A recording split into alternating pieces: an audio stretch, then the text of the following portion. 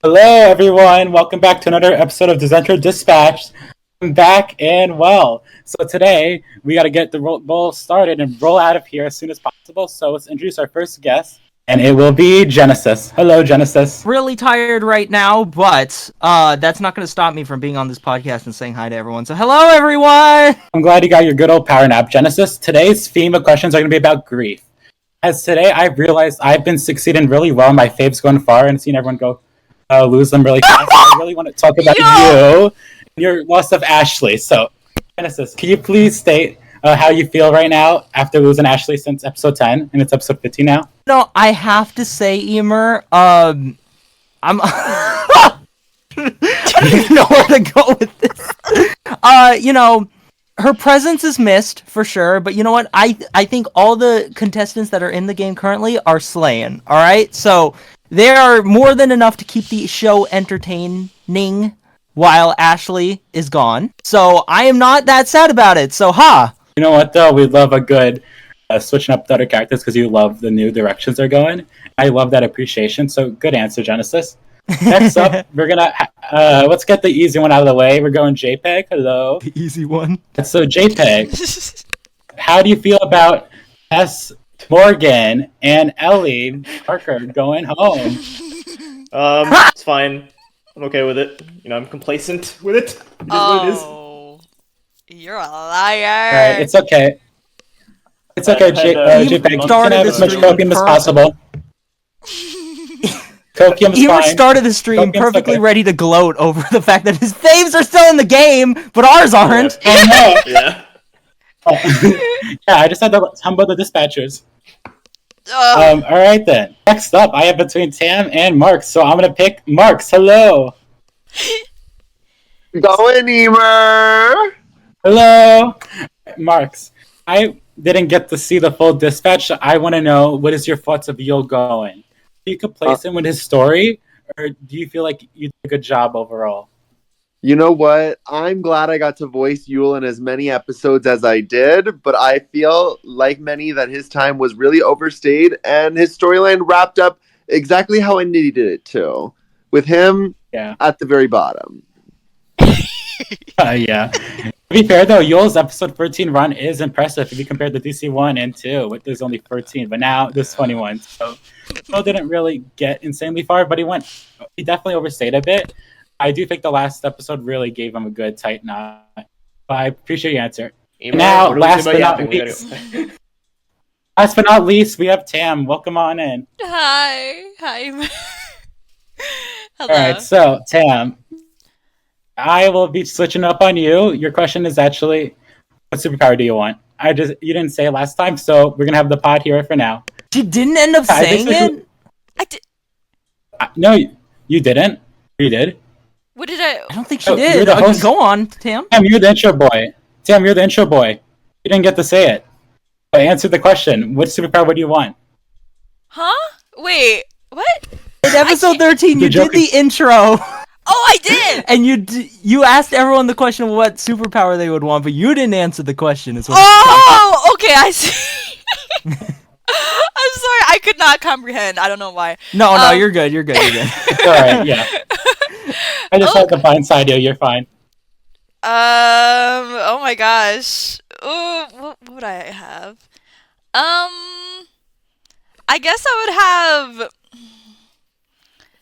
have teleportation. Yes. So I can teleport right into Yul's heart!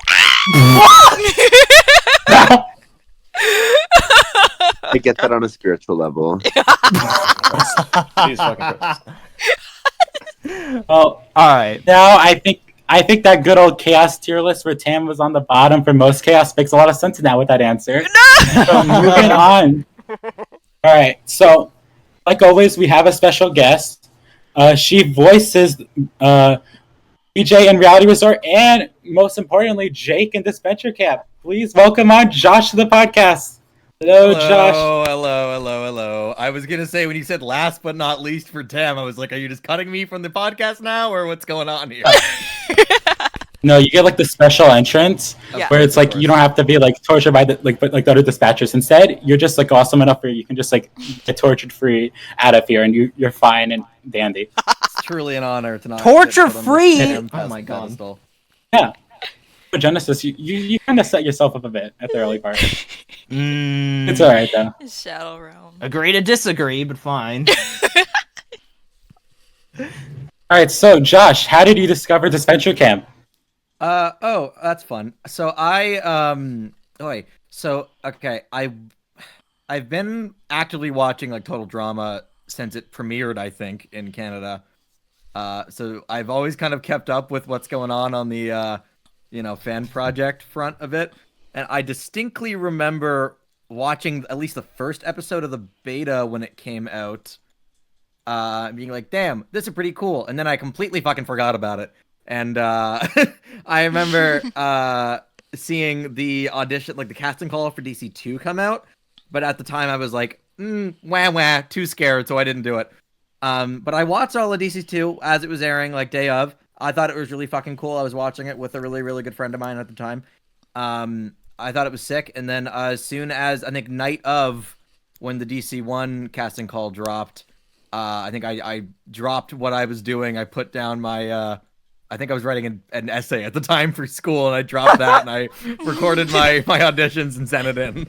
Love that, though, because a lot of people in your seat right now are thinking, like, I'm not good enough to audition for Disventure Camp, and now they're seeing how many like people start off at Disventure Camp.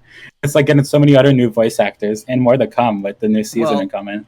Technically speaking, it was my second role. I was Randy nice. Pincherson in a Fishhooks fan game, if that counts for anything. But I don't even know if that ever came out, so I don't really count that one. It counts for I have to ask whether that came out. I don't know. Dang It was a Danganronpa game. Fun fact: Turg was also in that game with me.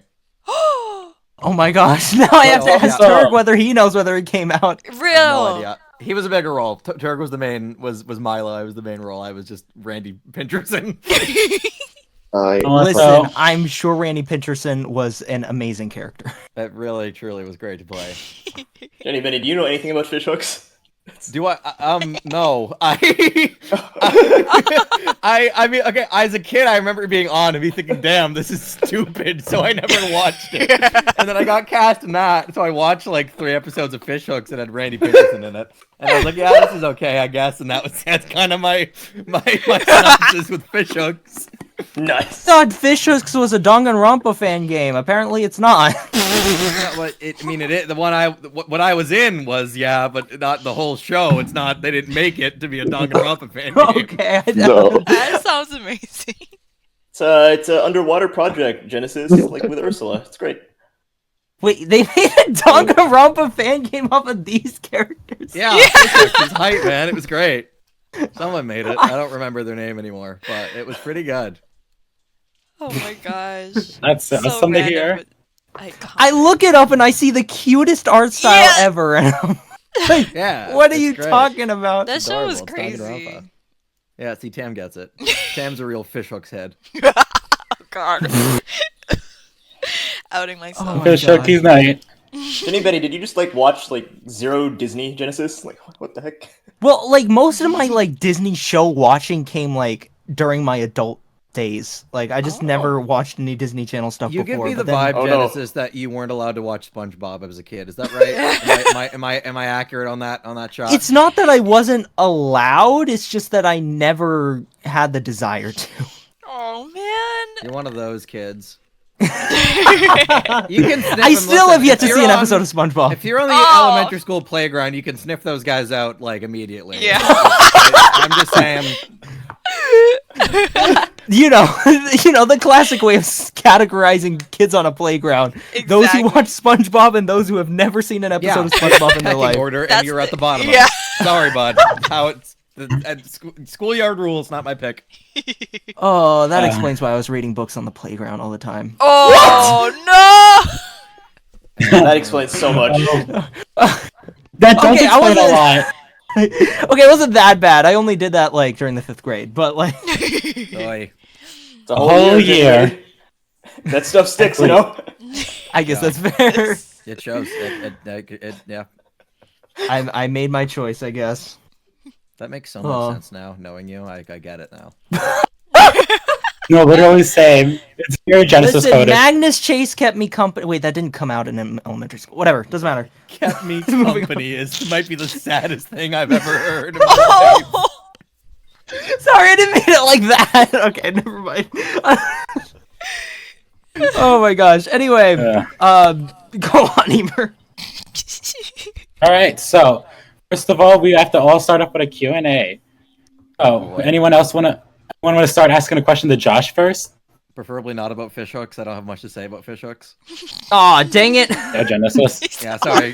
Go throw your PDF of questions out now. I have a question. What's up? Okay, so learning that you are an avid org player, I would love to know if you were on Disventure Camp, whose game do you think you personally would play most similarly to? Okay, so how I typically play Survivor when I play it is I try to... This is probably gonna sound really evil. I make like a really tight-knit group of like friends on the first couple of days, and then I wait for them to do something that kind of annoys me, and then I throw them under the bus so violently hard so that it looks like a big flashy move. So I guess in that aspect, I guess Alec would probably be the closest to my gameplay in that. And you know what? In that That's no matter. respect to that. Like, listen, it's a trend I've noticed. I play orgs. I have like an alliance. Everyone treats me like the bottom of the pecking order, and they all underestimate me. And then I'm like, that's rude. And then I get them all thrown off. And then I never win, but I get close to winning. So, haha to them, I guess. So probably Alec, I At guess. least you outlast them. Outlasting is half the battle. Really, it's more winning isn't about winning. It's more about sending a message, you know. Exactly. Agreed. And yeah, my message gets sent loud and clear. Just ignore the time I played Big Brother with Tam and the... Are you linking the Steven video? Oh, whatever. Oh! I guess cut that. I'm not allowed to say it, but whatever. No, you're fine. I'm so Film scared that a for year that ago. video. Ugh. You're scared. I get depicted like the biggest moron on the planet. What do you mean you're No. scared? No, Where did Tam go? I'm Legit, so Tam? curious. Huh? I have an idea what Tam did. Steven's video. You have to watch Steven's video. Yeah. to find out. Oh, okay. no, I think I know what Tam did. Such a thing she does in orgs. I played with her, like Survivor ones. I'm like, yeah, this makes sense. That's all I'm gonna say. It translates to real life too. Tam is the most like vote with your feelings player, and it always screws her over. It's so funny. Yeah.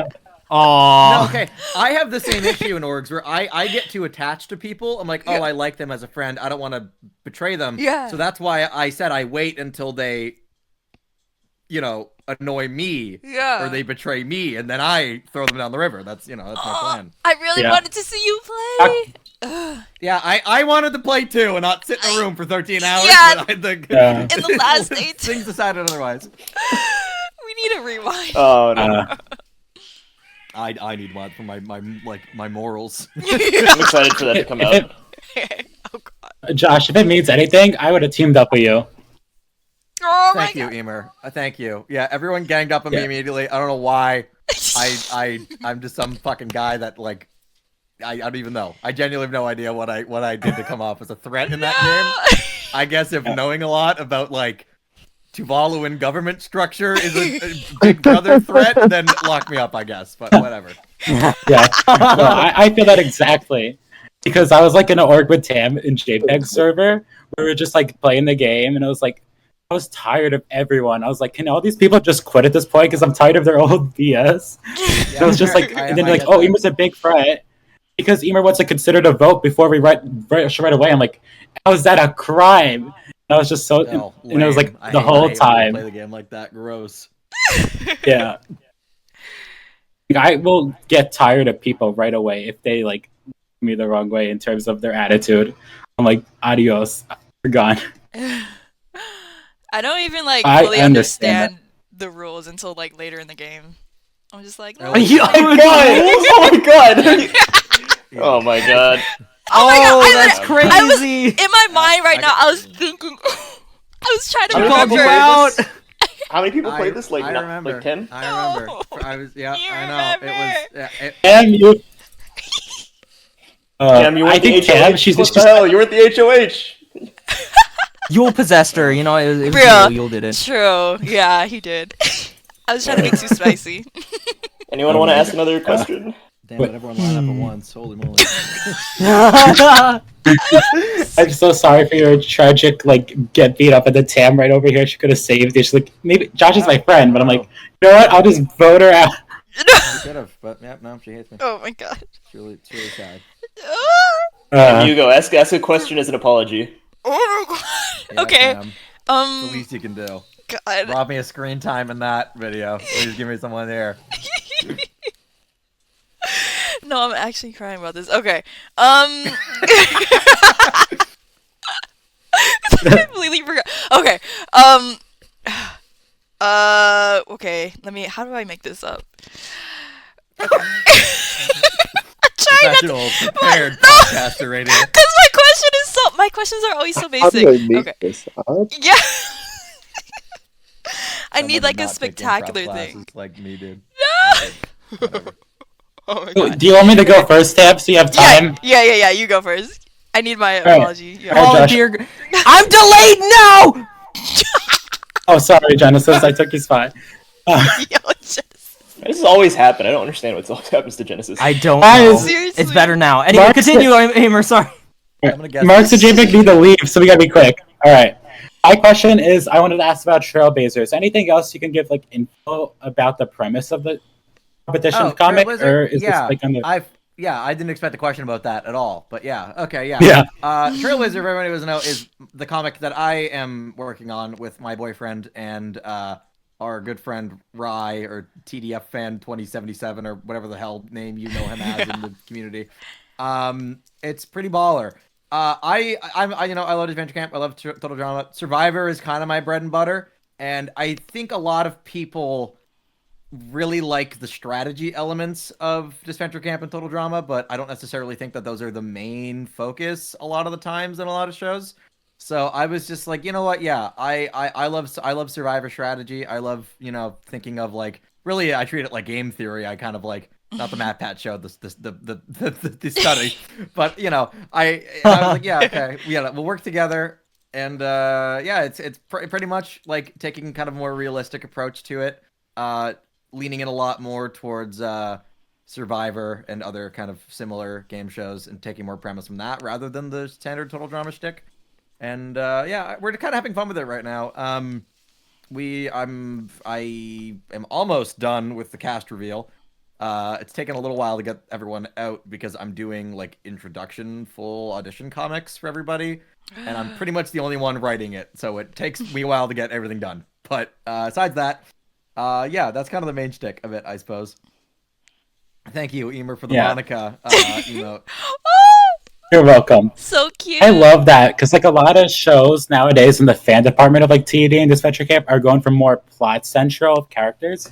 I love the idea of going strategically heavy and building a new audience. And Different Monica. Okay. You can have different Monica. You can have more strategic centered and still have plots go. Survivor does that all the time. Yeah. It's just I think if you have that be kind of the main focus, you can have plots kind of go around that. And you kind of start to notice a trend for a lot of projects like this, where you have these big strategist characters, and they'll kind of get unnecessarily far when they're Cornishly evil. When it's how in God's name does anyone keep this fucker around and not boot him immediately? Yeah. But, so that's kind of what I'm getting at here. I.e., Total Drama Island Heather has no right to be on my screen for as long as she does with how evil she is half the time. I think that's going to be very interesting going forward because it's one thinks oh, this character has a plot, they can't go. But in Survivor nowadays, there's edits of highlighting people this person's gonna win, and then they trick you with the edit. Yeah, no, I think that's gonna be very interesting. That's kind of what I the Trailblazer wanted to play around with in Trailblazer. Also, the name itself is supposed to be ironic because it's Trailblazer. That's someone that does something new and original, and the whole kind of shtick of the show is this has been done before, and that's kind of the running gag I'm trying to get at with the host as well, is that she's trying to overcompensate because there's your Jeff Profs and your Crystals and your other hosts running around and doing their own thing. Oh, that's amazing. Genesis and Tam, do you two have answers ready? I have my question ready, but I want to know whether Tam has hers. Oh my god, I've been rewriting my question so many times right Oh now. no! Okay, you know what? I'll give you more time. Okay. I was gonna direct my question to Reality Resort. I love how nobody. Well, okay, the origin question was a Disventure Camp question, but so I wanted to ask your thoughts on Reality Resort because that's the sort of big thing now that the final trailer is out and everything. Shout out to Reality Resort. Very exciting. Now that the full. Now that Reality Resort is in its full swing right now, I accidentally hit my hand, but we're just gonna leave that. Now that Reality Resort is in its full swing, I want to ask, what are you most excited about in regards to Reality Resort? Are you familiar with Big Brother at all? Was this sort of like maybe your first experience? I know you're really familiar with reality shows though, but what are you most excited to get out of Reality Resort, especially? Yeah. Go on. I am very familiar with Big Brother. I watched it before Survivor. My older sister was a big Big Brother fan when we were growing up and I was a kid. And I remember she was like, mind you, she quite literally just told me it was like total drama in real life. And I don't know, Survivor was a thing at the time. So I was like, awesome. I'll get in, and I'll watch this as a kid. And I was obsessed with it. It was all I would think about. And I remember I was at the doctor's office one day, and on the radio, the annoying-ass radio DJ, spoiled the finale for me as I was going home to watch it. And I have not watched Big Brother since to that very day. But I still like it very much. I prefer Survivor, personally. But I am really excited to see where Reality Resort goes. Maybe everything I was yapping about with Trailblazer is completely, unnecessary, because Cove probably, very well for all I know, Cove could be leaning way more into the strategy of that aspect. But I'm excited to see where it goes. VJ as a character is very funny because he's very, very different from Jake. And honestly, kind of more in the traditional wheelhouse of characters that I do tend to play. I have not a lot of experience in voice acting. I'm mainly a stage actor. And every role I've played in theater and musical theater has been kind of in that more I don't know how to describe it, but I was Hans in Frozen. I was Mal in Adam's Family, so really kind of not Jake Disventure Camp at all. I would argue the other side of the spectrum of male characters. So I'm excited for Reality Resort just to try to see, just get something that's a little different than what I've been playing, and I guess kind of show the range off a bit.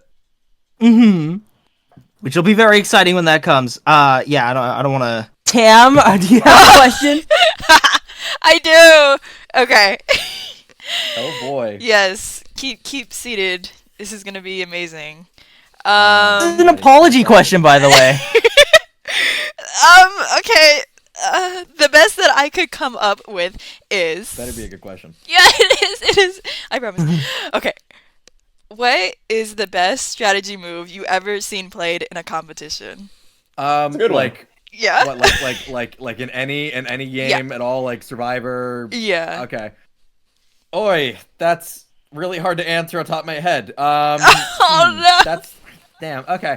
Well, okay. I don't necessarily know if it's the best. Like I said, I am more. I agree. Imer, Tam does need help with that. Clearly has shown. Gosh. Okay.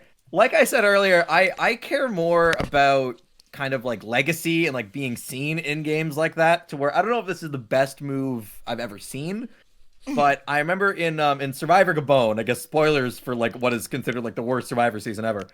There's this guy Randy, and everyone hates him for some reason because he's just this grouchy old guy, and for quite literally no reason at all, the entire like cast, they're gonna vote him out. So what they do for some reason is they make this very realistic looking fake idol, and they give it to Randy, and he thinks it's real. So he goes to play it at Tribal Council. Jeff is like, this is fake, throws it in the fire. And everyone just starts laughing at him, like really, really hard, to the point where it's like, you kind of feel bad for him, but it's really funny. And I think that's my favorite move in Survivor, because it was just unnecessary and mean, but really fucking funny. No way! To see that happen. No, I absolutely get that. They got his ass. I love that. It's great. They got his ass good. Yeah. Forget you, Yeah. go home, goodbye. Forget you, go home, goodbye. I love Crystal, best player ever. I know. Yo, that sounds savage. Oh my god. That's another reason I'm writing Trailblazer, actually, so I can mimic some of my my favorite little Survivor moments, a la Survivor Gabon little Yo. comic format for everybody. Let's go. Oh, that's so cool. I love that. I'm starting my Survivor watch, so that's gonna be fun to see. boy. You've started your Survivor watch for the last year and a half. No, You've watched 2 episodes. No, you'll be proud of me. I finished Cook Islands. I finished. That's good. That's a pretty good season. Oh, nice. Considering the win, Cook considering Islands? Yeah. Okay, Genesis. The This is a racist small spoiler, but it's really funny because the winner of Cook Islands is named Yule. Yes. Yeah. And I fell in love with the real Yule. Yeah, I did. Well, That's the listen, real Yule. honestly fair, but I think you're overlooking the best player that season, and that's obviously got to be Billy Garcia. That I man is in love, okay, and that's something that we can all. Billy Garcia and his love for admire. Candace. Oh, I Exactly. can't. Yes. That's better than He $1 tried. million bucks. Yes. Yes. $1 million. He found true love. Billy and out there. Candace or Tam and Yule, which is more delusional. Billy and Candace, absolutely Billy and Candace. Sorry, Tam. Billy is so. Gotta be Billy and Candace. No. Uh, Oh my god. all right, I'll ask the last question for the host submitted questions. But Josh, here's my question for you: what is your favorite game to Nuzlocke, and also what is your favorite Pokemon to use? Because I know you do Twitch streams and stuff like that. I do, and I love Pokemon. I love this question. Thank you very much. Yeah, I kind of exclusively play Pokemon games as Nuzlocke to the point where playing the games normally when I played through Scarlet and Violet when that came out was physically difficult for me to do, and it felt kind of boring. My favorite game. Okay, I think kind of a two-parter. Like vanilla, I think I prefer Pokemon Platinum. It has a lot of issues in it where it's like, okay, yeah, the deck sucks. There's 4 Pokemon total in the game, and none of them are Fire type. But it's a good time. I enjoy it. It's got a really good story progression. It's really challenging. That doesn't feel like it's unfair in any way.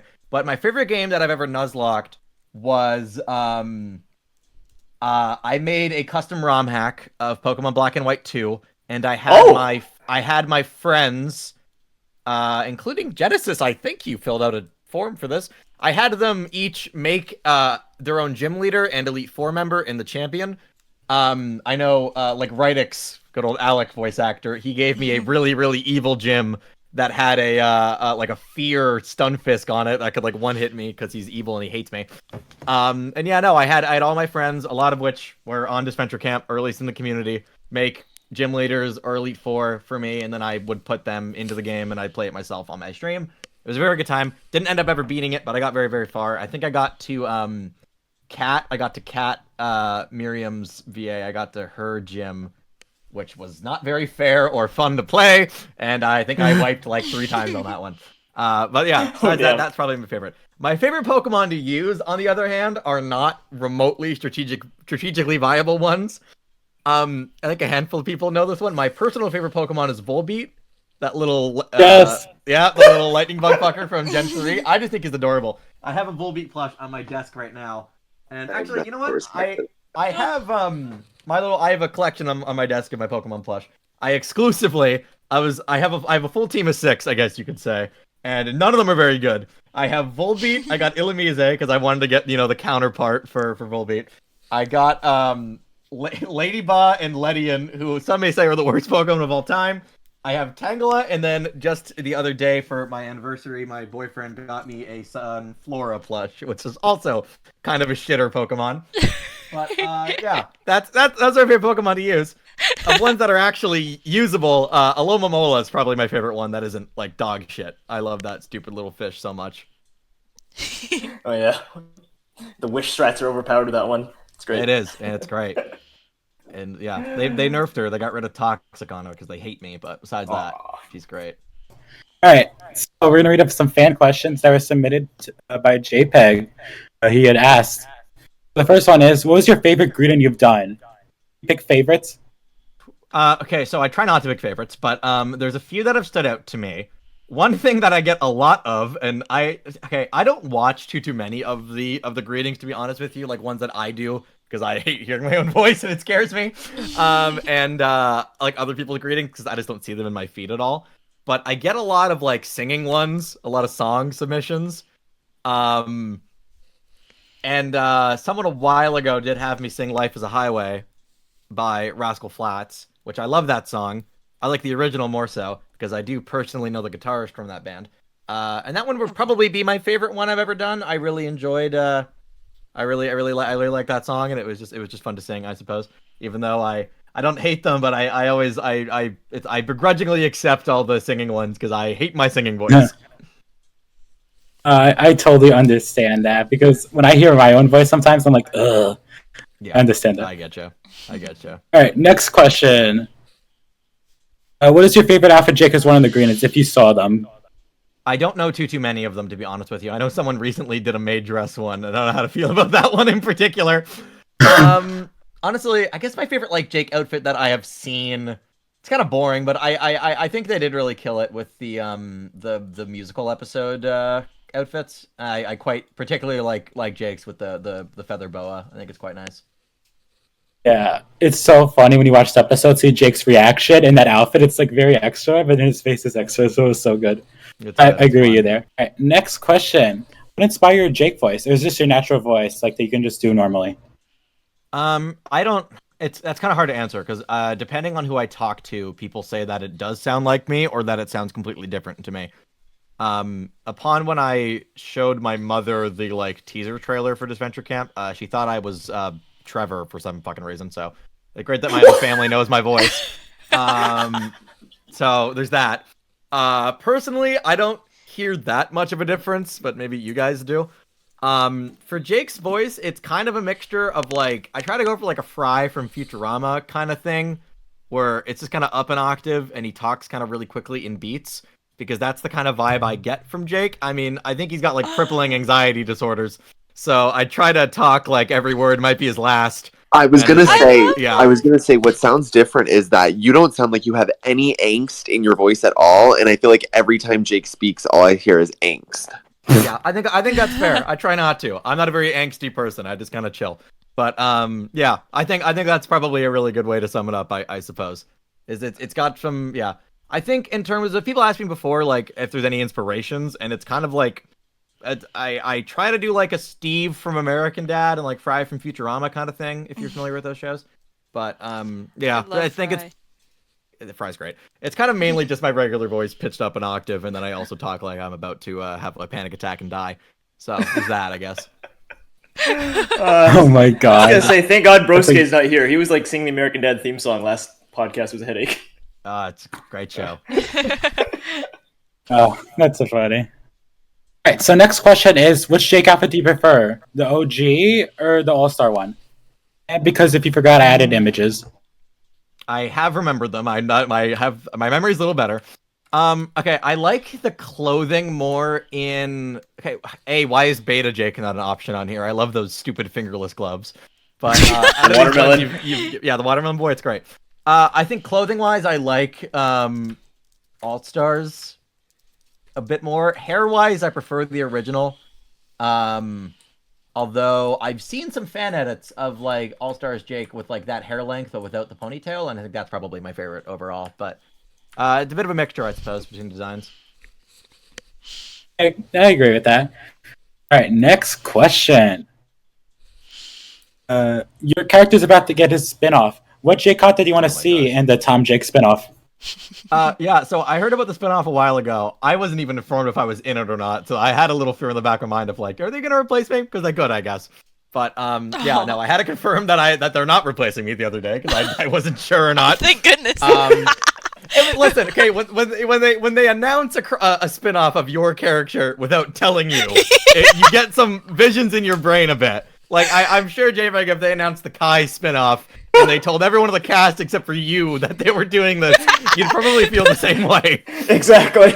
Yeah, The same That's how vibe of Casanova Dan. feels. That's how Same Casanova vibe feels. of- Oh, Casanova. oh, cut that out. Cut that out. Oh no. Thank you. I'm going there. So in terms of content that I want to see in the spinoff, I'm not really sure what the hell they're gonna do. I want to see more of Jake kind of interacting with some other characters, because I feel like a lot of the times it's quite literally called the Jake and Tom show, so I don't think it's going to be a lot of this. But I don't know, and I'd love to see Dan again. But I'd love Dan if he was there, because I think Dan and Jake had some fun potential for interactions back in DC1 that they didn't really tap into. Although I really don't want to work with that Genesis guy. I hear he's an asshole. But Wow! Yeah. I've heard mixed reviews.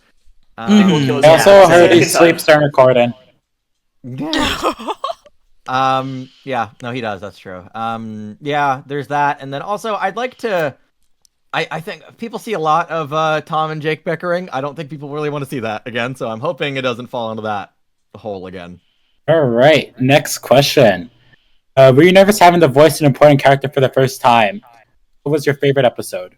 So the answer to the first one is absolutely yes. When I first so I remember I got the text on Instagram from Jared, I think, that I was in the show and I was Jake, which was weird, by the way, because I didn't give him my Instagram at all. I don't know how the hell he found me, but whatever. Whoa!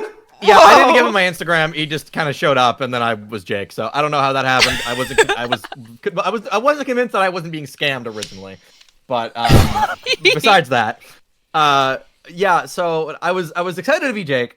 First off, I thought he was Dan. And then I was like, oh, it's that guy. Wait, that guy's like important. Why the hell did they give me that role? I'm not good at this at all. And then when I joined the DC like Discord server for the first time, I did a little Control F at Jake, and oh my god, it got so much worse. My anxiety. I was like, people fucking hate this guy. People are gonna hate my ass. Which is horrifying. It was very scary to get that. I was like, yeah, no, I better block the fuck in because otherwise people are gonna be coming for me. And then I remember the first time that we all met, like in a voice call, like all the DC1 cast. I remember thinking again, I was like, damn, everyone here sounds so much better than I do. Why am I here again? It just felt like the imposter syndrome never really left, I suppose. So I absolutely was very, very nervous about voicing, especially an important character as well. If I was voicing, some like guy you only hear on the phone, I wouldn't really care as much, but like, it scares me. It scares me a bit, but I think I'm getting a little better with my imposter syndrome now. I'm pretty proud of my performances, and yeah, I'm very happy to have been a part of all this entirely.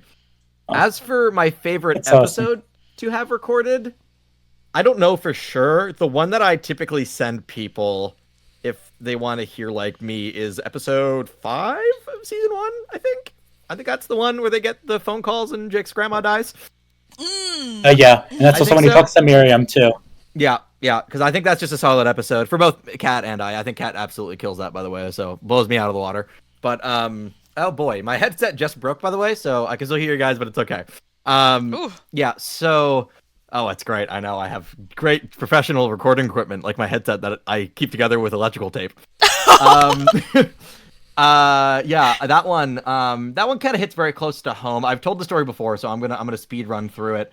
But I was very close with my grandmother growing up, and the final day that the last time I spoke to her was the day that I did end up submitting my my Disventure Camp like audition lines, and the day of her funeral was the day immediately after I had heard that I was in the show in the first place. So I guess to kind of play that kind of character that has that attachment to like the grandmother and those kind of scenes and that kind of plot line, it meant a lot to me, I guess. I don't really believe in like fate and cosmic justice or anything, but it felt nice that was kind of the circle of life that it predicted for me there, and that was just really fun to record. I enjoyed that a lot. And for those of you who do know how ugly of a crier I am in real life, that is just I had a breakdown mid-take, and I was like, this sounds really fucking good, so we are gonna not re-record this line and just send that one in, and that's the one they used for the crying sound effects. Oh my gosh. Yeah. Good time. Yeah, so I was very, very happy with how that episode turned out, and I think that is the one I'm the most proud of on account of all that. You killed it, though. Like, that was like when I saw this episode, I'm like, ever raised like Kat and Josh right after I saw it. I was just blown away. I was very happy with that one. My mother, on the other hand, did think that Miriam was lying to Jake about her family dying to trick him. Was her 2 cents on that episode. Which would have been a very fascinating twist for them to go for. But yeah. Miriam's phone name just Miriam Fairplay after that.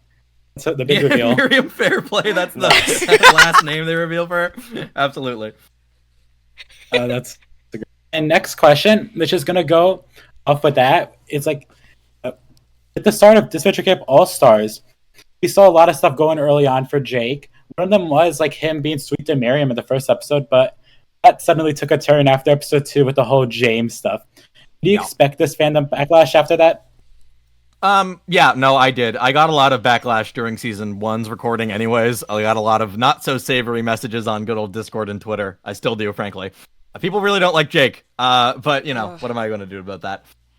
So yeah, no, when I was first reading the All-Star script and I was like, okay, I guess James out, and then he has like a rivalry with Aiden and stuff, I was like, they are not gonna like me again. So I was definitely prepared, and I 1000% knew that was gonna happen again. Yeah. What a way to start the season, just like having the biggest controversy. That shocked me, because I was like, episode 2. I was like, there's no way they're gonna make Jake crack right away. They made Jake crack right away, and I'm like, oh. Yeah, That was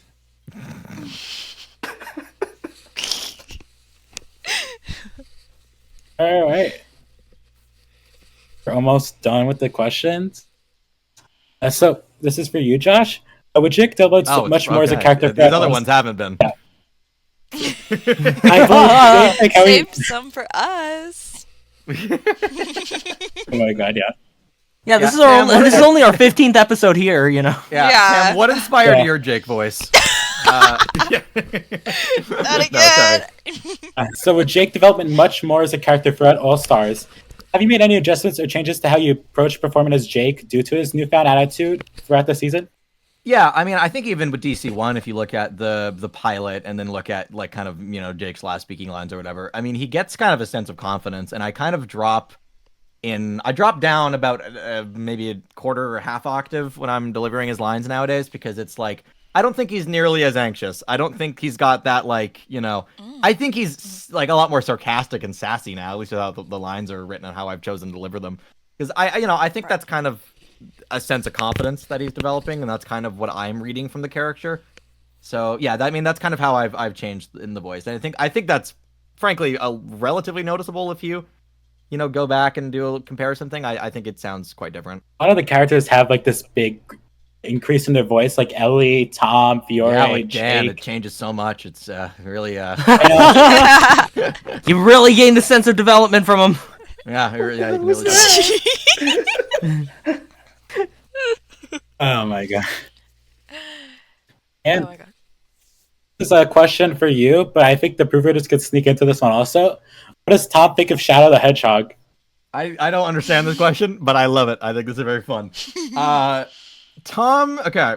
Listen, I'm not a big Sonic fan, but I've delved into the Sonic fandom. I've seen it firsthand, like a nature documentary. I've seen what they get up to there. I think as a character, I think Tom would be far more into like Big the Cat and Vector the Crocodile. Really? I don't think Tom would be a big Shadow the Hedgehog fan of the character itself. Especially not, maybe DC1 Tom, yeah. I don't think All-Stars Tom would fuck with Shadow that much. That being said, Tom strikes me as the kind of guy whose favorite Sonic game would be the one where Shadow has a gun. So that's the kind of vibe I get there. Oh no. Is it the best Sonic game? Probably not, but it's, I think, the one that Tom would like the most, just based off vibe alone. All right, we did the Q&A, and now we could... I certainly didn't like that game, questions. sorry. What a Oh my shock. God. How dare you? And this just probably only plays like Sonic and like the Secret Rings. That's probably the only one. Oh no! I don't even have that game, actually. That game has a fun little Mario Party side mode. It was great. For the 3 people listening to this that have played the multiplayer mode in Sonic and the Secret Rings, I am aware of it, popping yes. off. It's fun, man. It's a good time. Interesting, okay. I do have a little look into Q&A it in that question mode. for you fellas here. I am going to quickly use the bathroom, so pardon my absence. I'll be back in like 2 seconds. Okay. All right, don't worry. Wait, where was the question in that? Wait, hang on. Okay, so I guess we can briefly talk about Aiden, the boot of the episode. Oh. If you're wondering why we have Josh and not Vicer, it's because Vicer was already in episode 6, so I mean, that's all. Same thing. Feister just comes back and you're like, hey, I'm back. Hello, Really good day, fantastic, mate. It's me, though. Vicer. I'm back. Good day. I forgot he's Australian. What? What's your question? Genesis, I have a question. Did you predict Yeah. this vote out for Aiden? Like, was that your locked-in prediction? I think It it was- was, yeah. It was Emer's. Emer's got it Yeah. right on the money. He said Jake wins immunity, No. and Aiden goes. That was Oh correct. dang! It was so funny. Definitely. I was like 2 a.m. Jpeg's like, Emer, give me prediction. I'm like, I'm gonna go sleep. I'm like, screw it. Jake wins that immunity, and the easy target's gone, and they vote out Aiden. Yay! That's exactly what happened. Thank goodness. I think I remember saying. Here. Oh, Oh yeah, Go you on. go. Yeah, you go. I was saying. I think I said like something like, "Oh, it's like either Aiden or Riya," and I was like, "I swear to God, if it's Riya, but I'm gonna go with Aiden." Oh, how's it Riya? I'm gonna have to coach Genesis. Yeah. Oh, God. I'm going to say Listen. something really quick about Aiden, because I think Tam might be interested in this. Would you agree, Tam, that Aiden's little storyline is probably better if you remember those like really meandering middle episodes of DC2? And since no one remembers that, including us, Oh god. it comes across a lot weaker. Because you really have to remember those really like Right. nothing happening episodes to really like get it better. I guess. Yeah, you'd really have to get that comparison to appreciate this better Aiden. Yeah, I'd agree. I know people were kind of like still mid on Aiden, but I like it. I like it. Yeah. I Aiden's like much how he more didn't involved. hold a grudge. Yeah. He didn't really I- hold a grudge for that long. I hate Aiden. That's my stance on the matter. Wait, really? Coming and swinging, I really dislike Aiden. And James, to be fair. I dislike Oh. James more Okay. than Aiden. Okay. But I don't like Aiden. That is where we part ways. Listen, Tam, that ship has sailed a long time ago. Just putting that out there. Are you gonna vote her out for that, Tim? Again, probably again. Yeah, she would. Oh. Yeah, Wait, that's I'm my curious. Wait, little- why don't you? Hang on. I We just can't want talk to. about Jenny. We can't talk about this. We don't have time. Oh. We don't have time. We gotta catch up remarks. Okay, not, my that, bad. not that we don't have time. Not that we don't have time. Just Stevie hasn't released it yet. So. Oh yeah. No, exactly I was that. talking about why don't you like Aiden? Not. Yeah. Oh. Okay. Oh, sorry. Why don't I like Aiden? I just think he's kind of boring. I don't Okay, know. fair enough. I'm not huge on him. I thought it was really cool, you know, as a gender non-conforming person. I was like, oh, cool, trans character and like as a show, and they're like the main character, awesome. Then I was kind of let down because I was like, they're kind of boring. I don't know. He doesn't really do much. He kind of just whines and just nothing really happens. And he doesn't really win challenges. He's not really good at them. He doesn't like, I don't know. He's just kind of a nothing character in my opinion. I feel like he doesn't have that many like very big fatal flaws. I don't think he's got that many great strengths. I think he's just kind of a nothing burger of a character, if I may be perfectly frank. I Not want that I to. hate Dang. him particularly. I just think he's maybe like a 4 out of 10. Right. Okay. I agree with you. Fair. And but this is so. I was talking to my partner Scott about this yesterday on why I think Aiden is probably a perfectly written character because he has so many fans who are like obsessed with everything that he does. Right? He has an obsessive fan base. But I think what the storyline does to him is constantly makes him a supporting character in everybody else's storyline until he finally tries to make his own storyline, fails miserably, gets flipped on, and goes home. Yeah. I frankly I agree with that. I think like at least watching. I remember I was watching DC2 with my roommate because I showed it to him a while ago, and he actually I think he said that the show made him want to quote unquote throw spears at our TV. But besides that, I think like his main kind of thing, and I don't necessarily disagree with it, is that Aiden, at least in DC2, kind of just feels like an object of James's affection. Like he feels less like an independent, full personality character, and more like something for James to win alongside the season. To where, and I can't say I necessarily disagree with that. A lot of Aiden's motivations seem really shallow, and it seems like a lot of it is really tied up in James's character. To where, like, if you take James out of the equation in DC2, he's got his relationship with Lake, I guess, but I don't even think that is necessarily the most like well-rounded, fleshed out relationship in that season. Agreed. Yeah, I totally agree with all of this. Yeah, and I don't necessarily think that has changed that much in All Stars either. I think he's an apparatus of the Jake Tom plot line, and then like Mark said, when he tries to do his own plot line, it doesn't necessarily end well, and that's kind of all she wrote for Aiden. So, But I feel like, and honestly, I feel like it's intentional because I feel like Aiden's fans win because no matter what Aiden does, they're obsessed with him. But Aiden's haters also win because his storyline is kind of dog shit, but purposeful. I don't know about that. I Win? feel like a lot of my I'm not that vehement of an Aiden hater, to be honest with you. A lot of my friends are. They were not happy at all with how long Aiden got into the season, despite not doing much of anything, and I can't say I necessarily disagree with them on that part. Yeah. Yeah. I am torn, yeah, because, like, Aiden is always, like, he's just always lifted by, like, the characters he's in a scene with, Jake and all that, yeah, I don't know, I just, like, at this point, I'm just taking it as it is with Aiden, I'm accepting his role in this series, and I don't know. I think I did adore the Jake and Aiden stuff really, really nicely. I mean, I honestly, frankly, I didn't mind it. I thought it was fun. I thought it was an okay rivalry, especially when a lot of people were predicting that they would have been the opposite of a rivalry, and I thought that was kind of fun. I will say it definitely does feel like it drags for a bit, at least in my opinion. But yeah, definitely. that's just me, maybe. Yeah. I'll admit, when I was like in the fan base back then, I always believed, Aiden and Jake are gonna be the same team. They'll get along, and then they'll hate each other when one goes home. Watch the season right away. It doesn't feel like that at all. I think Aiden's biggest flaw for me was his insecurity being covered up a little bit. I wish we saw more like he befriended Tom because he's the most popular person, and he's like, maybe I can get leeway with other people and make more friends that way. Because we always see Aiden making decisions on Lake and James. With them gone, it sets up Aiden so well, and then he just stomps on his setup a lot of the episodes. Come on, be a little more proactive. Like, could have saw him use. Sorry, no, I mean to cut you off. Oh, you're fine. Like I was saying, like his friendship with Tom, maybe could have used that as a way to like go to Gabby, and we could see Aiden's like social game going up, and like the Jake thing, like stomp on it, which is good. But I think he just needed a little more agency on himself, and then instead of being like, "Yeah, I'm gonna help you, Tom," the whole time, I think he should have been more about himself improving a little more, like maybe training himself with holding the buckets. I agree with that fully. And from like a gameplay perspective, since Aiden is, a character who was like, applied to the show twice, like his season 1 and then season 2 and after, you'd think he'd be like a fan of it. That's how I perceive his character, that he likes these kind of shows.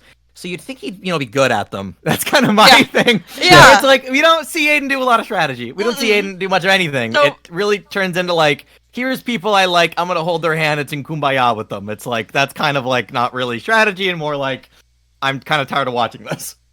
Oh my god. Yeah, and the funny thing is, they had Ellie on the team, and that was so good for Aiden. I was like, wait, he's heating up with a rivalry? Ellie goes home, which I expected. I'm like, maybe he'll heat up with Riya. And then, like, Riya doesn't do much with Aiden. And it's just, like, very little, besides the TikTok episode. It seems like a waste. It seems like a bit of a missed opportunity, I would say. Yeah. I'll defend Aiden's placement. I just think he needed to be paced better, like, to make him, like, more interesting. Because he has the foundation. It's just sometimes they neglect some of his more interesting aspects of his character. Mm-hmm. Yeah, I can see that. I think I mean I agree with that. I think he has a foundation of a character. I just don't personally think he has much more. If I can be blunt. Yeah. That's fair. Yeah, I'm not that interested to know Aiden at this point. I don't really. Yeah, I agree. I'm done. Yeah. I think I've seen it. And on that note, that's the perfect way to send off this beloved fan favorite of a character.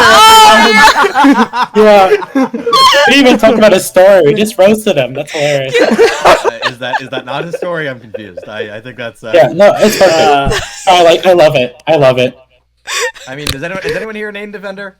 Is anyone gonna stick up for him? Or I mean, I think he's fine. I like him, just not issue. enough to really defend him. Don't you voice him? Don't you voice him, Genesis? You voice him. Yeah, I mean, maybe I'm a little biased because I voice him and everything. I like Aiden. It's just like not like that much, but I like. Yeah. Like if a bunch of people are roasting Aiden in a VC, I'm not gonna really like jump to his defense. I think that's fair. I think that's fair. Yeah. I like how he but, didn't hold as much of a grudge. That's all I'm saying. Oh, thank goodness. That's cool. Yes. I will just say I don't know. James doesn't count. He wants to sleep with James. James doesn't count. like I Oh mean, my like God. I like a lot of characters like strategies and stuff like that. I think the strategy stuff is interesting. I don't know. I'm fine with characters that are just like not really doing the strategy so much. I think that's partly because that's how I would probably play some Survivor orgs. I've Like, seen you play Right. Survivor. I've seen you play my Minecraft Survivor and hand me a sunflower thinking it was an idol. So, yeah, I've seen that firsthand. Yeah, Listen! yeah. Jennison played in my Minecraft Survivor. Kat, Miriam's voice actress, gave him a sunflower, and Genesis proudly marches up to me at Tribal Council, goes, Oh I'd my like God. to play my idol, and hands me an unnamed Oh my sunflower. I've never seen the idol before, so for all I know, it Thought could was have been sunflower. represented as Thought a it was sunflower. That was The regular normal sunflower. garden thing you can see. Oh my god. Screw them out. Genesis, the funny thing is, I've seen a lot of Minecraft survivors. People do that as a meme. They just throw random stuff at the host. You did that unironically. Yeah, no, You're so that- So serious about it. I mean, I'll give him this. He got 4th. What? I did. Oh my gosh! I did get because 4th. no Let's one go. wanted to Without vote strategy, you out. I got 4th. Let's go. nice. Heck yeah, jury goat. Nice. Quite literally, yeah. Jury goat, except wasn't in Final Tribal Council for some reason. Jury goat who they didn't even want an FTC. They're like, this guy's too easy to beat. Let's make it challenging. I think that's kind of what happened. God. Oh my god. I went the Owen route, clearly. No, Owen won. But... Well, okay, except for Owen winning. I'm talking more like the other seasons, not the one where he like won. action. Oh, Owen? action over. Yeah. Oh god. Yeah, like action Owen. Perfect. How perfect of a thing to say. Okay, before But we yeah. move on, Oh. which Aiden's better, DC2 Aiden or All Stars Aiden? All Stars 18 without a Yeah, doubt, I but think All Stars Aiden, even if I'm not super strong on either of them, at least like my biggest issue with him in DC2 is that like he is kind of just an object of James's affection, and at least he gets out of that bubble.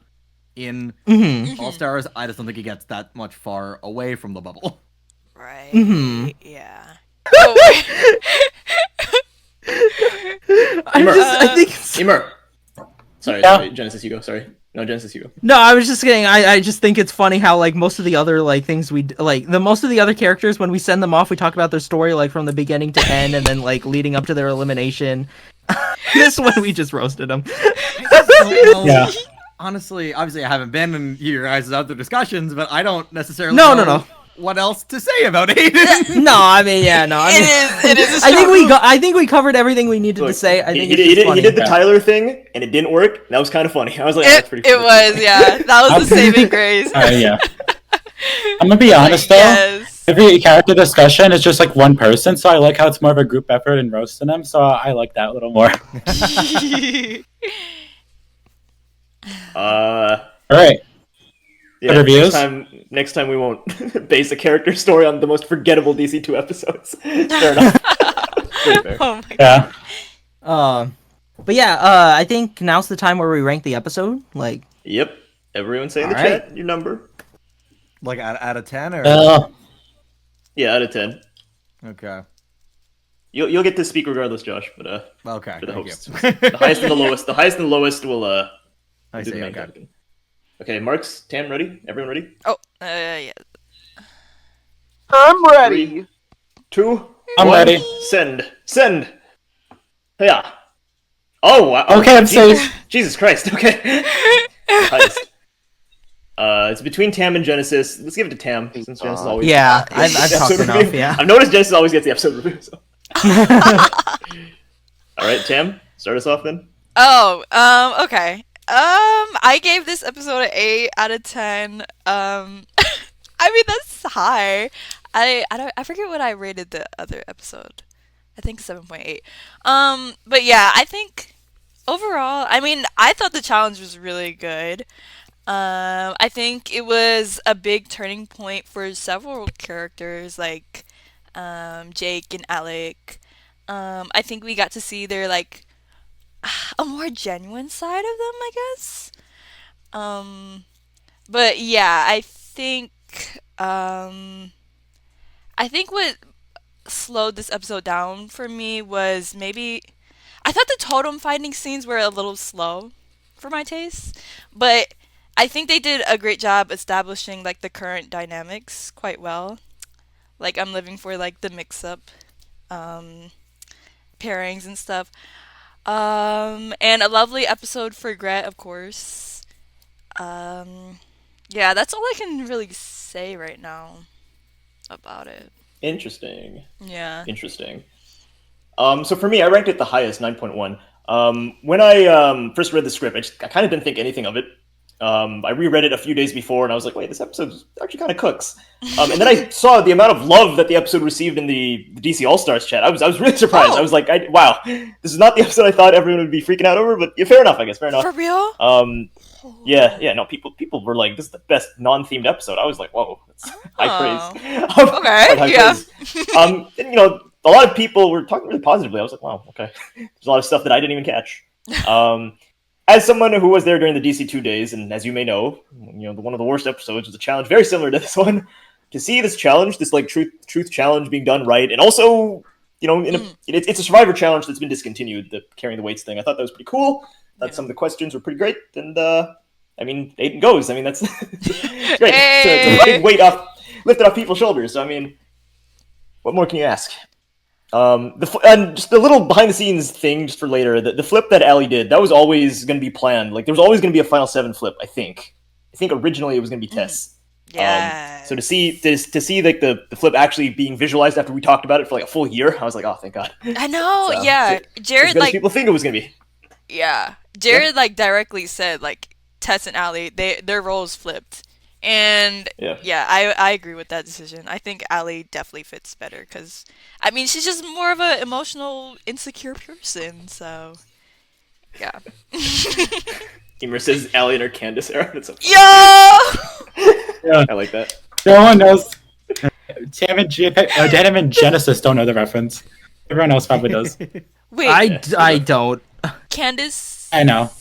Yeah. Oh, and I like Grett being strategic again. That was a lot of fun. Right. That was great. Josh, what about you? What did you think of the episode? I think as far as challenges go, this is my personal favorite of the season. Like, I think it's I don't know, like, I mean, I'm a sucker for like classic Survivor challenges, and obviously this is like touchy subjects and the weights thing kind of mixed, and I think that's quite nice. I think it I think it okay. How do I word this? There's parts I like and parts I wasn't huge on. Starting on what I liked, I think challenge is one of the best ones. I think it reveals a lot about a lot of the characters, which are really cool.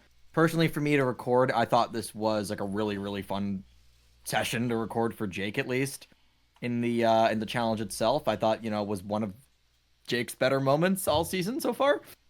And as much as I just ragged on Aiden for like 8 hours straight, I do actually kind of like at least the ending of that kind of Aiden Jake plot line. I'm happy where it kind of stands, to be honest with you. As for what I don't like, I'm honestly not that huge on Ali as a character, so I can't say that I was that shocked when I read in the script that it was an Ali flip here. I'm not saying it doesn't fit her character; it does perfectly. I'm just really not big on her in general, especially not this season. I think I'd probably give this episode overall maybe like a 7.5 or an 8.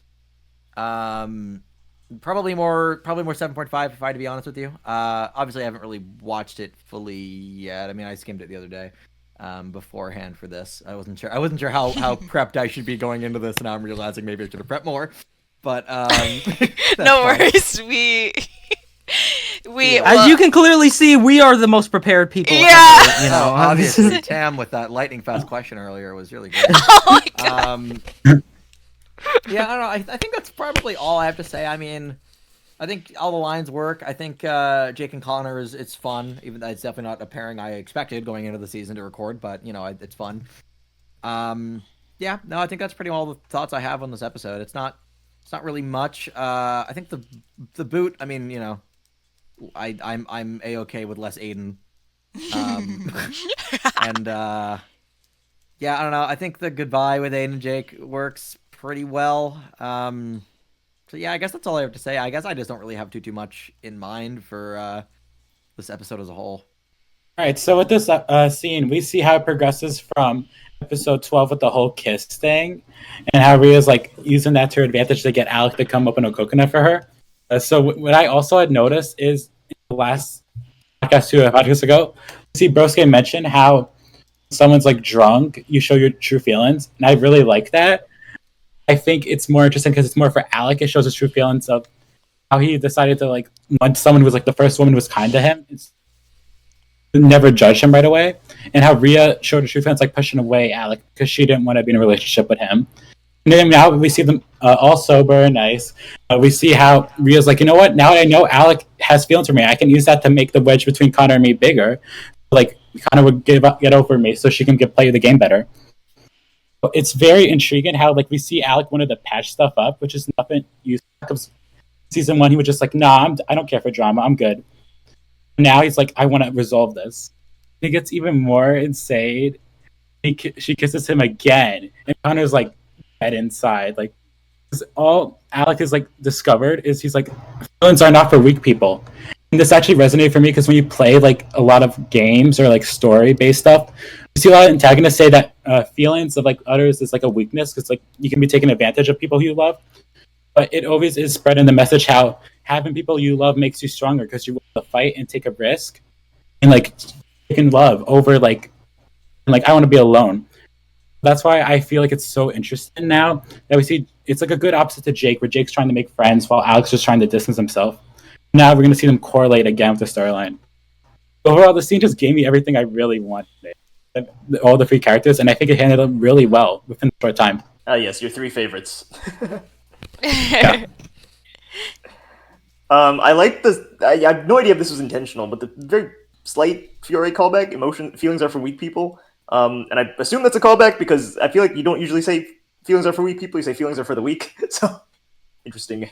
Oh, it is a callback because Jpeg, in the auditions, it has Alex like, feelings are for weak people. Yeah, that's Alex. That's Alex. Oh. That was his audition line. Alec was the character I was mainly going for, by the way, for when I auditioned for DC1.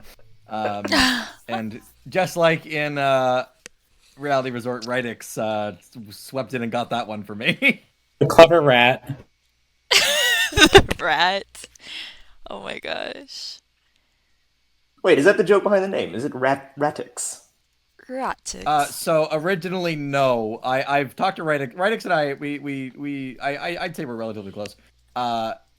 He told me, no, it wasn't a rat thing originally. It was not rat related.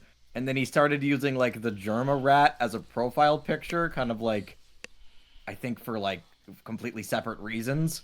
And then the two of them kind of just melded together, and now he's Rat Boy. Which that's kind of what he's call him, but others can feel free to call him Rat Boy. Rat Boy. Rat Boy. I like that. Tam, you're up next. There is a scene where your 2 favorites go talk about fame and whatnot. Oh, my 2 favorites. This is news to me. Okay, so let's get down to business. So in this scene, we see. To defeat. Stop! Oh, sorry. Continue. My God, you were my intrusive thought. So we see in the scene okay, there's like an echo. Okay. So in the scene we see Grett and Ali, and in this scene they're talking about fame, and how their lives are like parallel for each other, and so we see Ali working out, and then Grett approaches her, and she asks like, "Have you ever done a pull-up?" to Grett, and then they start discussing it, and then this like reveals like Grett's whole like insecurity about like not liking she doesn't like to work out in front of people. And then they talk about like how they're perceived in the public eye. And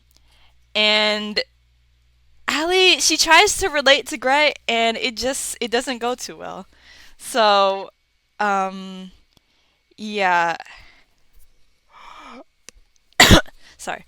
And then Grett gets mad at her for trying to relate, because Ali, the whole thing, it kind of just like, it's framed like she's kind of throwing a tantrum. Ali's like making this whole convo about her and her struggles and like trying to relate when they're just like not on the same scale. But I'm about to go all broske, but like, that's why like I can now like I feel like I truly kind of understand where Ali is coming from too though, because like when they like try to communicate their eternalization and they don't know how to do it in like such a polite enough way, they're like dismissed like as a bitch or a brat, or just like plain neglected. In Ali's case, she tried so hard to like appease other people online for validation, and it's gotten her absolutely nowhere. She doesn't feel like she's being listened to by anyone at this point, even from her own boyfriend. So I guess enough is enough. And like there's just like I love how like this brings out like a whole like double standard as well. If you include like Jake in this conversation as well, because yeah, Ali feels like she deserves a better chance than Jake because she hasn't done as much harm as Jake has done in the past 15 episodes. Just because Jake is now like on his like goody boy act with like Aiden and stuff, then like that's an excuse to just like throw Ali off to the side. No. So I guess like her problems overall, they're not on the same like magnitude of Grett's, of course, because that's just like there's an inherent bias when it comes to how like women are differently perceived based on their appearance and weight. So I'm glad like this parallel comes out in this conversation, and then it plays into like a good build up to the way they come together in the end and push all that aside. So that's how I feel. Yeah, well said. I don't know if you were there, Tam, but because this was during your inactivity era, but Yeah. you might remember that episode 15, specifically the Grett and Alec stuff that we were going for, that was probably like the biggest fights we've ever had as proofreaders. Do you remember that? Yes! Oh my god, I I was just looking through the comments right now. I was like, oh my god. Cause like say like how you felt, because I know that you were kind of defending Ali a bit and you were scared like how she would come off to like audiences in this scene. Yeah. I think at the time, and I think Jason Vi were on my side. I'm not sure if where you were because you were inactive, as I said. But I remember at the time I was a little nervous that like yeah, obviously Grett's problems are much worse than Ali's, right? Mhm. But at the same time, it's like yeah, it's gonna be bothering Ali. Like you can't like Mhm. compare this stuff, right? You can't Yeah. say like just because one is worse than the other, that means one is invalid. Yeah. And I think that's originally what it seemed like. So we did tweak it a lot, and now no one's blaming either of them. So that's great. Yeah. I don't think anyone's mad at Grett being like, "Oh, Grett, what the hell?" Because we're supposed to make Grett rootable, right? In this episode, at least. Right. How was it edited? Can you remind me? Like, I don't remember any specific lines because I didn't think it was that bad initially, but maybe I don't know. Like was like yeah, Grett no, too- Grett would just go off even more on Allie, right? Oh, okay. Okay. In a way that it was like your problems are invalid. Here, it's not your problems are invalid. It's more like, Mhm. hey, look, you got it easy, right? Rather than hey, you shouldn't worry about this. Right. Yeah. Like, yeah. Yeah. It's kind of like the thing in real life. It's like when you try to, like. Yeah, Well, when you play Ali wasn't doing that. Like talk sympathy over. bingo, I guess. Yeah. Right. Or whatever, One yeah. up. Yeah. But yeah, this feels. This feels like pretty natural, considering Yeah. where they both come from. So yeah. I'm quite happy with this. Jenny, Benny, Emer, you got something you want to say? scene, Yeah, I I'll say think- I'll. You go, Emer. Go first. You go, I insist. Okay. So basically, I was gonna say that I agree with Jpeg on that. I was gonna say that I think just because Ali's struggles may not be as bad as Grett's are, doesn't mean they are invalid. I think people like sort of experience different. I guess I should say. I think people experience situations in different ways. You know, I think. Although Grett definitely has it worse in terms of like a lot of weight and all the comments that came because of that, I think that really doesn't dismiss how Ali feels. So I'm happy that was definitely changed. Yeah. I still didn't really feel like rooting for Grett as much, but I completely understand her side as well. Like I understand both sides, you know. So the big thing I want to say to this is I remember Jpeg saying something and this was I think Jpeg was saying something in the GGP server about how he personally felt that Disventure Camp isn't deep. I think he said something about how Disney shows tend to be more deep than this. This is where I disagree. Scenes like this make me really feel like Disventure Camp is a lot deeper than I think people give it credit for. I mean, this isn't like freaking like Breaking Bad or The Boys or like, you know, any of those shows like. But I think it's like On the boys deep. deep. Actually, yes. I think I think I have full right to call The Boys deep. Like I don't think it quite reaches like those levels, but also like this is still a show for younger audiences. I think it should have a nice balance, and I think Disventure Camp does strike that balance, and I think scenes like this are a perfect example of that. Yeah, cool. Yeah. Okay, Emer. All right. But this scene in particular, I love how the way it was directed. Like, obviously, at first, it's like, Ellie, why are you comparing it to Grett? You have it way better. But no, that's not how it's supposed to be reflected. You'd be saying, yeah. It's like saying, hey, Ellie, I'm not comfortable with being compared because I feel like it's more for me. It doesn't invalidate her because we see in the confessional where Grett goes off on other people besides Ellie. Because remember, this time, they're starving, they're not sleeping well. Just like so much emotions are going through their head, and Grett just broke up with Yule, the most abusive boyfriend she could ever have in the world. She is not, and she just lost her best friend Gabby, so she's by herself. She's trying to compose herself, find new ways to grow as a person. And when the way Allie went off right away, she's like, "Yeah, we're kind of similar." She's like, "Oh, this conversation," and it's not because of the person; it's just because of her experience. Exactly. But I am glad the way the season was directed to say like Allie wasn't in the wrong. She just like maybe could have phrased things better. But it's all under the bridge now because Grett kind of gets it. She's like, yeah, I don't want anyone to, because Grett has always been the person where she's like, wants to use her platform to make sure anyone could be heard. And seeing Allie feel invalidated was not her idea, too. So that's why it's really good in the future part of the episode. It goes back onto that and like heals it. And I think it was really well expressed to show how like both of these women have went across their lives during the time gap and to how they are now. I agree. Yeah, I definitely like. I love how like the final cut of this scene, like it doesn't force you to take sides really. Like we like understand like Grett, like she's harsh. She's kind of harsh in her approach, but like that's like you said, considering like she just broke up with Yule, these feelings are very vulnerable. So she acts out in a different way than Allie right now. So, but yeah, I think that this episode definitely helped expand both of these girls in different ways. Oh yes.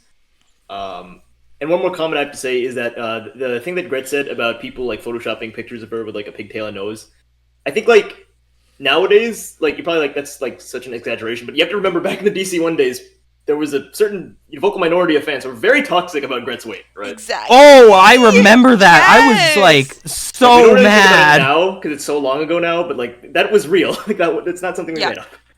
Yeah. Yeah. It was a huge thing back then in DC1 where it's like, oh yes, Grett, she's the more plus size. Alec, he's super skinny. And they used to compare them. It's like, we should like Alec more because it's, I'm like, no. And it was like a huge thing during the DC server. And I'm glad now that people have learned to appreciate Grett more. But I think how they did it before was very disgusting. And I was just like, Yeah. it was just very absurd at the time during that. I hope the haters seen that and was like, oh, I did that. Yeah. Yeah. Oh yes. Anyway, next up we have Grett confronting Alec. That's a Genesis scene. Here you go, Genesis. Ah, yeah. Okay. So, all right. So basically, Alec approaches Grett and is like, "Hey, like, are we cool right now?" And the reason why he says that is because I need to turn my light on. But, the reason why he says that is because, like, he says, like, oh, like, you know, like, the heroes have the upper hand now that the villains' alliance is sort of, like, dwindling because Gabby's gone. So, he's just trying to make sure that they're cool. Grett goes, no, we're not cool, because, like, you know, you saw pretty much all of the abuse that Yule did to me way back from the beginning of the season, and you didn't do shit! So basically she just goes off on him and basically says, like, even if I do find the idol, I'm not telling anyone about it, like, I'm sorry. And then walks away. Does anyone have any particular thoughts on this scene? Because you know, I have my own thoughts too, but I kind of want to hear everyone else's. I'll go fast just so everyone else can talk more. I Yeah. love how the scene establishes that how Alec in the early episodes, like the space one, where he's like, I'm so tired of Yule's attitude. I would never treat my ex-wife like this. But the thing is, we've seen with Alec in the early episodes, like episode 3, where Grett calls Alec an introvert, and Alec's biggest problem is he's unable to enact on everything. This is explained later in the episode where he's like, I don't like conflict. So if he was more active in like this stuff, not be in his character direction. I love how like this and the Grett and Alec scene are justified really later on, and how they approach stuff. How it's like, yeah, this makes sense now why they went this way. Do I believe Alec was in the right for taking action against Yule? No, he could have done something, but we've seen that he is a coward and he's not the type of person to like go up and confront someone like Yule. Like, even though he did try in the episode 9, up after that, he's like, I can't break him once. I can't get even more deeper. It's just a really fun dilemma to be heard, and I'm just glad that Grett's now like on it. Just like looks like dead to me, and that's a fun direction. Okay, yeah, interesting. Tam, do you have any thoughts on it? Honestly, yeah, I seen where both sides were coming from. And now that you pointed out, like, with Alec and like his dilemma with like confrontation, that makes sense. Yeah, Actually, didn't even realize that. That's a good catch. yeah, I was like, oh my god, yeah. Yeah, I think being a bystander, yeah, that's kind of like, and Grett was like always kind of like this still like loyal part of the villains alliance up until like recently. So I mean, is it fair? Is it a fair assessment? I mean, coming from where Grett's coming from, like, yeah, I think that like she thought that she could. I mean, but these are villains you're talking about, so I'm kind of torn. But I think Grett realizes her like morals are way like have become like above what Alec and Riya are still toying with personally inside. So yeah, I guess that's my take on it. I think this is like a great moment for Grett to like move on from that. Yeah. Yeah. Here's the thing. I completely like. I like the direction they're going in terms of like definitely like Alec having trouble with confrontation, and especially with sort of like acting on his feelings and stuff like that. Emotions awful weak, people. But like at the same time, I'm not sure how to. I think because toxic relationships are a very complicated issue, and a lot of times when when someone from the outside tries to like step, like sometimes it can go really well when someone from the outside steps in and really like helps like get rid of the situation. Yeah. Sometimes it can make the situation worse. Right. And with Yule, I don't know, like even like I wouldn't take chances either, because Yule is like kind of like a ticking time bomb, in terms of like, I mean, like he wasn't as strategic in this, he wasn't as strategic in this season or anything, but he was still just as like harmful. You know what I mean? So like, I don't know, like. I understand Alec not stepping in because like it could have made things genuinely worse for Grett. Right. And I personally think like if Grett and especially like he didn't know whether Grett wanted the help, because a lot of times Grett was defending Yule, so it's not like very clear, and like I feel like if Grett really like wanted the help, she should have asked Alec. I mean, like. It's definitely very hard to ask in that situation, but I don't think Alec deserves the blame for not doing anything. Right. Because you really don't want to make a situation like that worse. Yeah, no, just to kind of add on to that, Tam, what you were saying about the whole like bystander effect and stuff, like I get that. there is hell. I mean, I remember, and how do I word this? In Genesis, I guess what you were saying that like interfering could make it worse. I definitely agree with that. I remember in like the 2000s, the Canadian government had this like PSA campaign that was fucking everywhere. That was just like, don't be a hero. You don't know all the facts. Don't step into like interrelational conflict because you probably will make it worse. Because I think if you look at like sociology statistics, typically, yeah, it does make it a lot worse when outsiders try to interfere in that sort of thing. So it's a point where it's like, yeah, I don't necessarily know if Alec is fully to blame, at least, as an individual in that kind of atmosphere. Yeah. Yeah. Which I don't think that's any sort of fault on the writing. I just think like, I think it's sort of like it's definitely just like a complicated situation, Yeah. I agree. Like, coming from like Alec's perspective, like, I mean, like this whole like Yul and Grett thing, that seemed like such a more like personal situation that extended like outside of the game as well. So like when you add like these feelings, like we already know that Alec is not a feelings person. So like Right. this is like it's a vulnerable situation to be in, like, and I don't know, balancing that with the whole alliance and everything. And looking back, I mean, they did talk to, like, we seen Alec talk to Yul and Riya talk to Grett in their form, and they kind of approached it in their own way. It might have not been like the right way, or more I don't know, like aggressive approach into like trying to break that up, but yeah, that's how I feel. I don't know. We're just seeing this all come out from Grett, and it's not as like we shouldn't be like totally on like Grett's side in this situation, but I don't know. It's just one of those things that you have to look at from all angles. Oh yeah, it's a very interesting dynamic in terms of these relationships. Like, is it good to step in? Is it good to stay out? How much support should you give? But yeah, unless anyone has anyone else to say, I think we should move on. Yes. Yeah, the next scene, I'm going to be very brief with this. Riya and Ali have a very quick scene, and I quite enjoyed it because it's weird to say that these two characters have had like maybe like 5-6 scenes together already out of the whole series, and I think that's hilarious. you're not really thinking about that. But also, it really starts to, I mean, it should be obvious by now, but really starts to highlight that Riya kind of sees her old self in Ali, like that naive, girl who's like so, enthralled by fame and all that. So yeah, the fact that this eventually does lead into Ali flipping, not because of Riya, interestingly enough, because of Grett.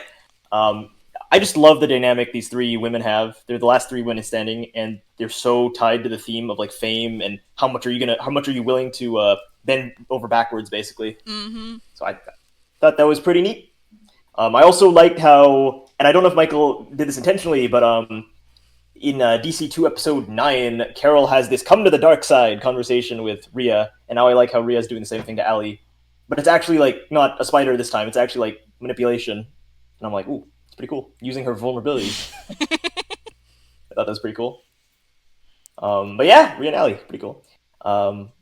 Marks, you're up next. We have a nice scene with the totem. This next scene is the... Well, I mean, I was under the impression my scene was a little earlier, but I guess I may be misinterpreting the episode. Maybe I just forgetting it. But Grett is looking for the hidden immunity idol and comes up to the tree that Ali was trying to do a push-up on or a pull-up on earlier, or a tree similar to it, and realizes that that's something that she's now going to have to do in order to get power in this game. And she chooses her own insecurities over the game.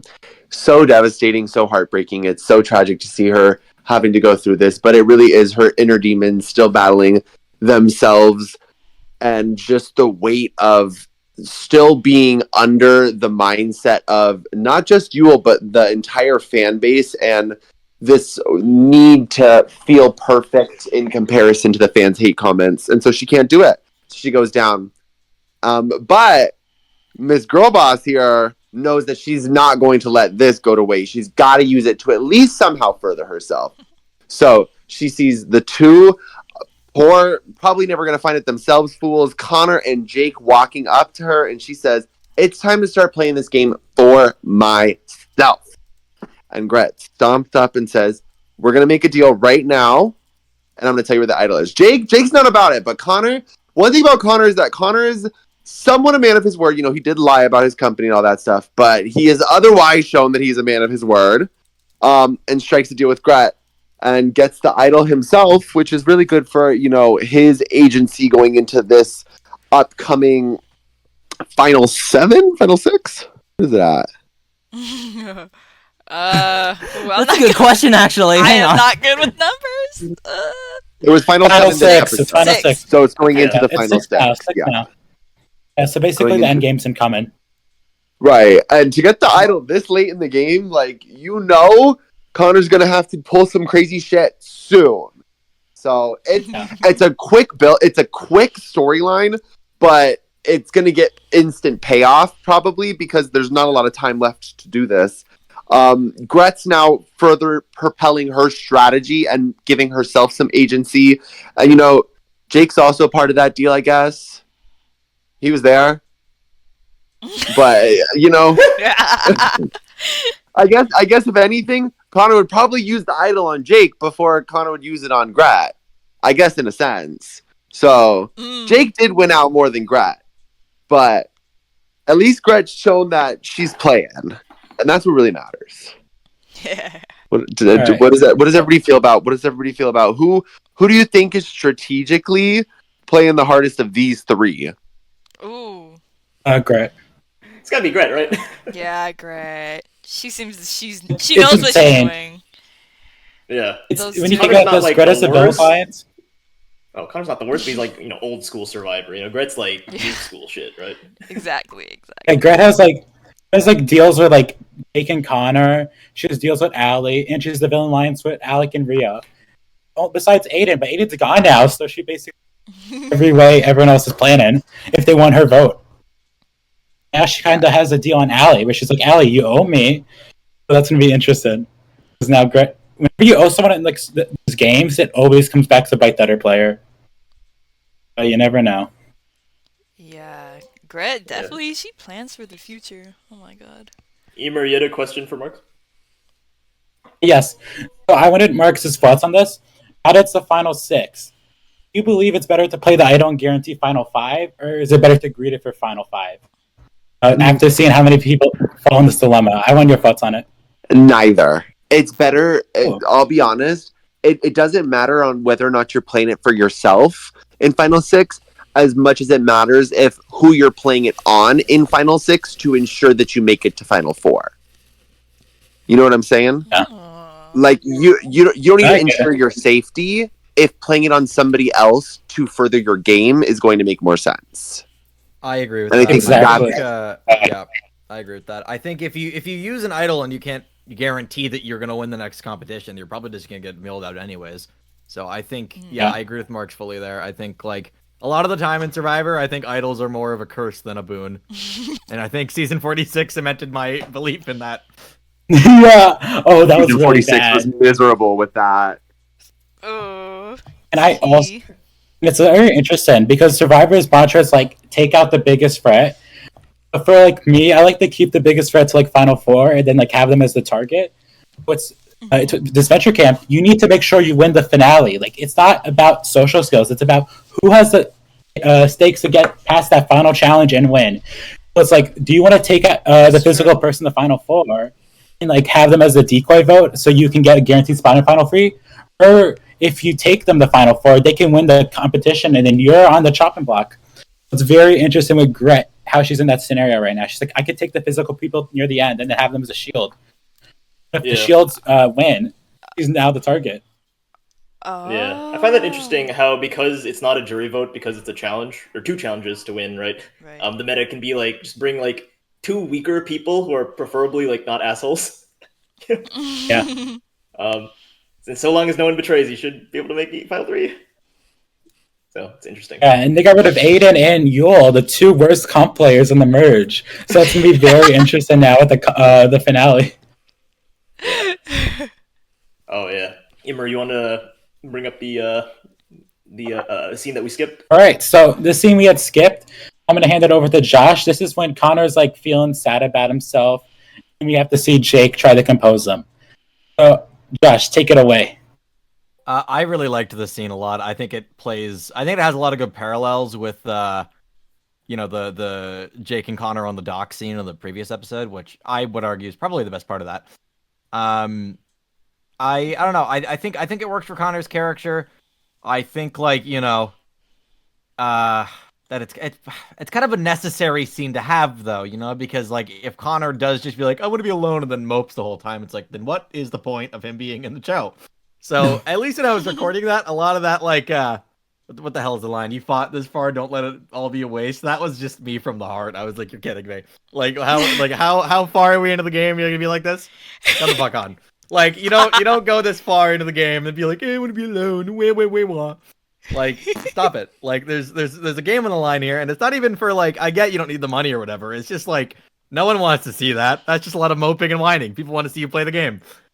So yeah, that was a lot from the heart. And Emer, I see that you enjoyed the southern accent I did for that confessional with Ashley. I'm surprised they used that take, honestly, of me doing that, because that was just a throwaway one I did at the end because I was like, this seems kind of fun. Yeah, that's typically how I do. It feels so good. Yeah, Oh. no, it was fun to record. If I have a friend that has an accent, I am mocking them for that. If at most chances I get, you can ask any of my Aussie friends about that. It is I'm relentless. But yeah, Oh no, my God. I think that seems pretty good. I think it plays into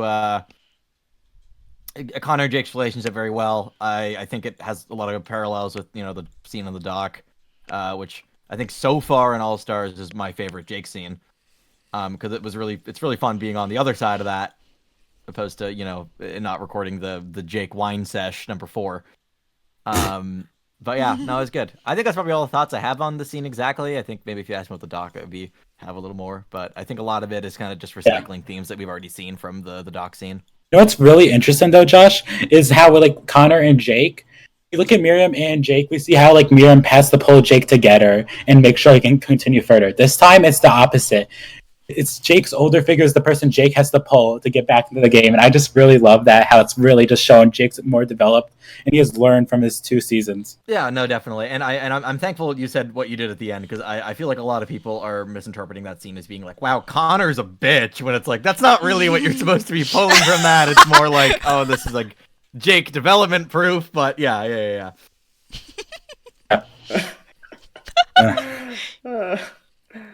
Before we go to the The challenge, one fans. yeah. Before we go to the challenge, Aiden and Jake have a very small but nice scene. It's oh wow, Jake trusts me. Cute. Nice. Moving on. Oh wait, there's one more thing. Genesis, Trevor and Emily, your 2 favorites. I mean, sure. So basically, I'll keep it brief. Trevor calls Emily. Thank God. And so they have a little conversation. Basically, Emily's like, "Yeah, no one wanted to hire me because I was fired on national TV. So I'm just kind of having a lot." Oh, and Emily does drugs. Just thought I'd point that out. Just putting it out there. I'm gonna be honest, I didn't catch that. I reread the script. I was like, what the hell? Did anyone comment on this it? is- Oh my God. I just wasn't expecting it. We just It's oh yeah, I guess that makes sense. And to be fair, this is before we knew what she even looked like. So. Oh yeah. Yeah. But yeah, so basically she's like, yeah, Crystal's just kind of sucks. And then Trevor's like, yeah, I agree. She took my boyfriend. And then they go, all right. And then she goes, what do you say we have a little payback, rubs hands together. And yeah, that's basically what happens. I like how she referenced the mouse cookie book. I thought that was weird but fun. It's a great book. Oh! Groundbreaking piece of literature. Mouse cookie. Michael and his pop culture references. I love it. They're so random sometimes. For real. Yeah, it's a challenge. This is unique because we can actually, like, usually we can't talk about the challenge segment by segment because it's kind of boring, but now we actually can. We talk about the 15 I need things to we talk said. about them running over and over again. That's gripping commentary. People need to hear. Yeah, so Jake says, what's your favorite food, DeGret? Firstly, wow, that is very targeted, but, you know. Yeah! Oh my god. I was gonna say when I was recording that, I was like, "What the hell's happening here?" Grett actually doesn't take offense to it, though, interestingly enough. So fair enough, I guess. Tomato quinoa salad. Very nice. The next one, people have a lot of things to say about this one. Aiden, who do you prefer, Jake or Allie? Ooh. Aiden says Jake and Allie starts freaking out. It's like, have What you two a even good talked? I don't think you two even question. talked.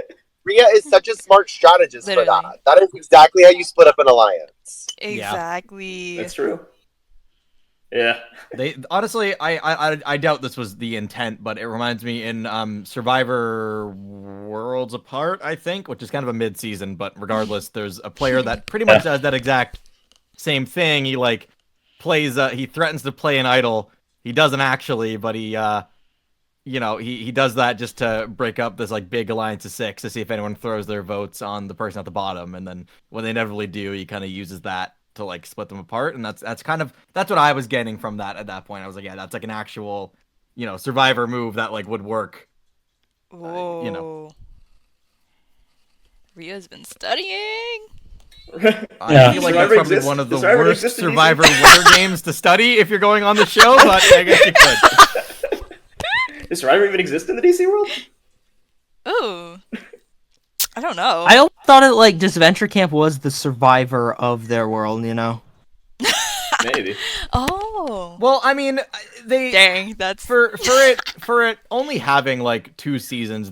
People talk a lot about like the gameplay of it, and like, you know, I mean, Aiden has lines where it's like, I've seen previous seasons of this, so I've kind of interpreted that as being like previous seasons of shows that are like this, because there hasn't been any fucking previous seasons at the time when he says that. Yeah, that's true. Vote people out isn't, you know, the most novel concept. I'm sure other shows have done it, right? Yeah. I mean, Survivor is not even the first thing to do it in our real life world, so Oh. stolen from the Swedish version of the show. Wow. Expedition Robinson, right? Expedition Robinson, yeah, Robinson. America. Yeah, Allie gets mad. Aiden chose Jake over me. How am I less like than Jake? I was like, yeah, Yeah. this is like something Tam would say. It's good. Nah. Yeah, Tam did say that to me in person, and Exactly. Oh yeah, Come on, that was the main reason why. Yeah, behind the vote. Yeah, Yeah. true. I hate these alley comparisons. Stop it! Stop it! Imer, post the picture. No. Okay, I got you. When I met Tam, I was like, holy shit, Allie Disventure Camp is a real person? I thought it was a cartoon. It's like, it's crazy, dude. No. And at that time, we had DC2, Allie. Love it. I mean, I can see you saying thank you, I'm going there. I can see that, you know, happening. Thank you. I'm going there. Oh yeah. Yeah, see, Yeah, Remember yeah, 3 yeah. episodes of the pod? Yeah. 3 episodes ago in the pod, you kept on saying Victory Royale. It was the I know. funniest thing ever. It was so. It's You kept really saying- bad. It's. When I heard that line, I was like, you're fucking shitting me. What do you mean Victory Royale is what she says? Yeah. Jared had to go like, guys, can you stop with the cringe line? It's not funny. You didn't tell us to fuck off. It was so funny. Based. Fair. Grett says, Alec, do you ever love your son? Alex says, of course I do. Red lights, like, yeah, we not really Ooh. learning anything new there. Ouch. But fair enough. This one's interesting. Allie says, hey, Jake, you ever feel like you use people to trauma dump? Jake says, I do, and he's honest for once, and you know, he gets rewarded for it. It's great. I like this challenge. You know, you get rewarded for honesty. It's Yeah. cool. Yeah. Right. We see like the growth through the challenge, and great. Yeah, it's very fitting that Jake's the winner of the challenge. I like it Yeah. when the challenge and the immunity winner have like, you know, they're connected, you know, Right. Yeah. thematically connected. That's what I meant. Oh yeah. Yeah. Remember episode 9 DC1 where I was like, Jake's afraid of graveyards. This is so good for the zombie challenge. That brought nothing Never- into never it. Like, brought that was not it even a together. vote. Yeah. Oh god. Alec asks, and this one is like super. I feel like unrelated to the current arc going on, but makes sense because Aiden, of course, he himself is just unrelated to the arc. Period. But did you dye your hair black and white so you can appeal to the casting directors because you got rejected in season 1? He says yes, and it's like yes. I like that callback. That's a good callback. Yeah. I feel like that's not brought up nearly as much as it should. The fact that Aiden got rejected for being boring. And Crystal still decided to cast him. Kind of weird. Yeah.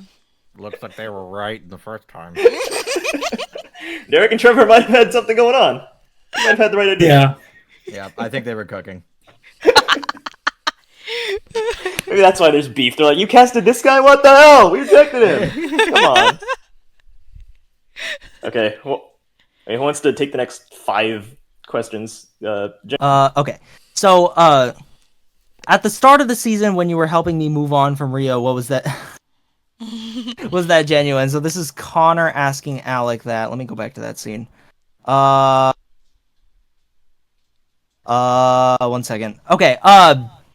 So basically, yeah, that's what Connor asked to Alec, and Alec says adds to Alec's sort of moral grayness. I think it's ties into the conversation that I liked from the previous episode, so I rather liked it. I don't think there's really much to gain from it though. I think we at least I felt I knew Alec was trying to be genuine with Right.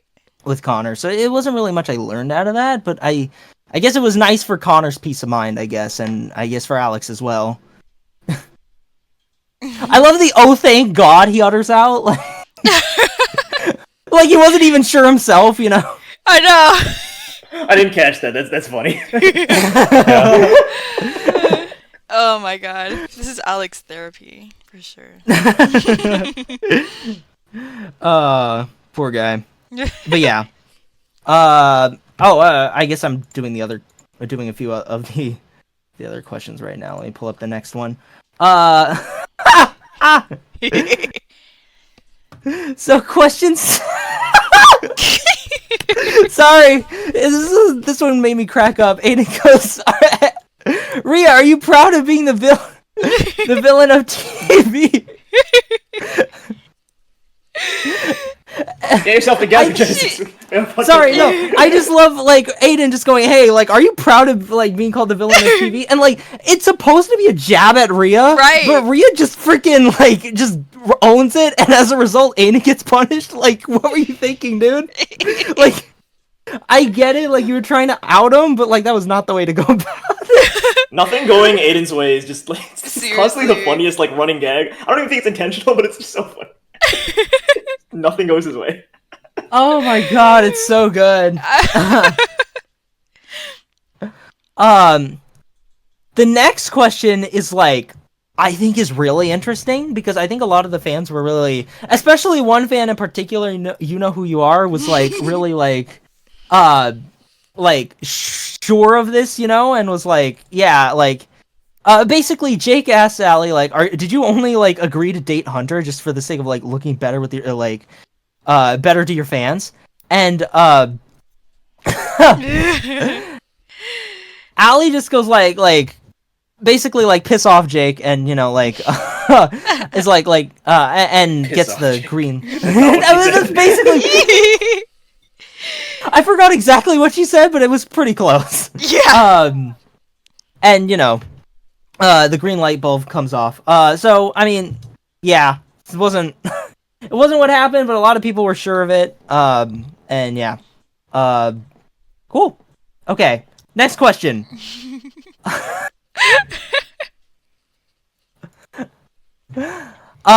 So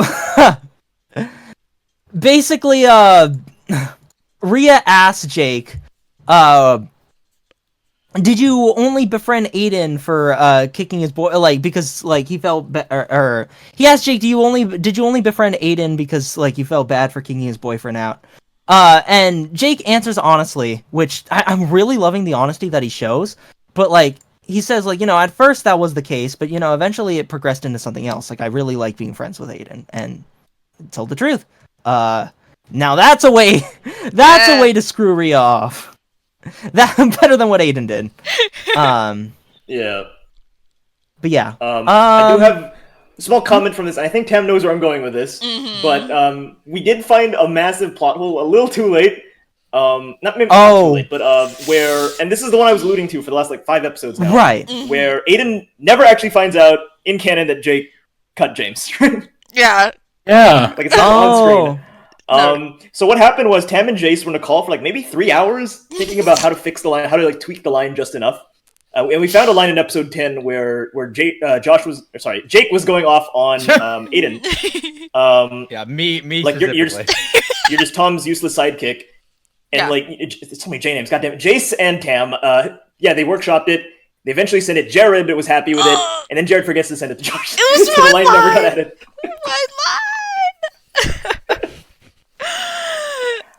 So the line was going to be changed to something like, "Oh, and to think that I felt bad voting for James or whatever," right? Yeah. Interesting. So now, as it okay. stands, Aiden never finds out on screen. It's kind of awkward, but you know what? It's fine.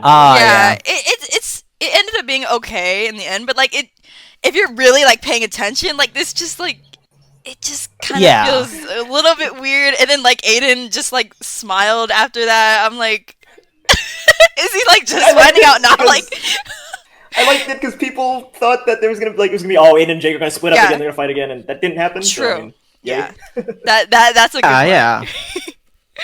But yeah, like I appreciate that much.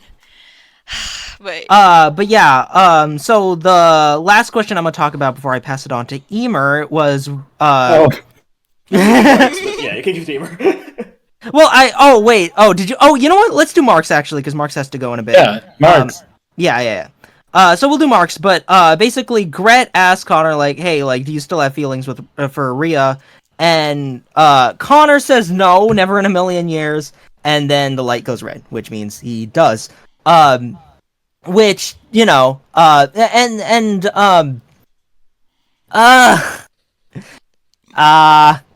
really don't want to. I don't really want them to like keep shifting back to that plot, but I at least like how it's hinted at rather than like full on in front and center of the screen now. But yeah, I definitely did notice how as Connor's like legs were slowly being weighed down, Riya sort of had a worried expression on her face, clearly showing that she was kind of worried about him as well. Hooray, I guess. For all the Riya and Connor fans, there you go. But yeah. All one of them. And they're right here. Emer. Of course, Emer keeps eating. Anyway, Marks, take the wheel. To Riya, and it is Riya, were you only trying to relate to me to get my extra vote? And I love that Riya has some like God mode powers activate where she's able to fool the lie detector. But I agree with Riya. She impresses me too because she lies and she says no, or she. Oh well, to be honest, she doesn't say yes or no. So I really feel like that's why the lie detector didn't really catch her, because she wasn't lying about supporting Ali. She just also didn't admit to only using it for the extra vote. She's a true actress. Yes. Damn her for that. She probably has a high IMDb rating or something like that. Anyways, it's only been a year since DC 2. She only had like a year. Period. Like a year and a half based on the timeline, but yeah. It's like Connor's question, when I took you out on that first date after your success, did you consider leaving Hollywood for me? I'm gonna be honest, maybe I like blinked and missed this one, but like that feels like a juicy question for me to not remember. So I'm a little shocked. Anybody else want to jog my memory real quick? No, Riya says no, but it was a lie. She actually did have feelings for him, I guess. Yeah. Oh. Okay. I mean, good for Riya that's how Riya gets eliminated from the challenge, huh? Yeah. Yeah.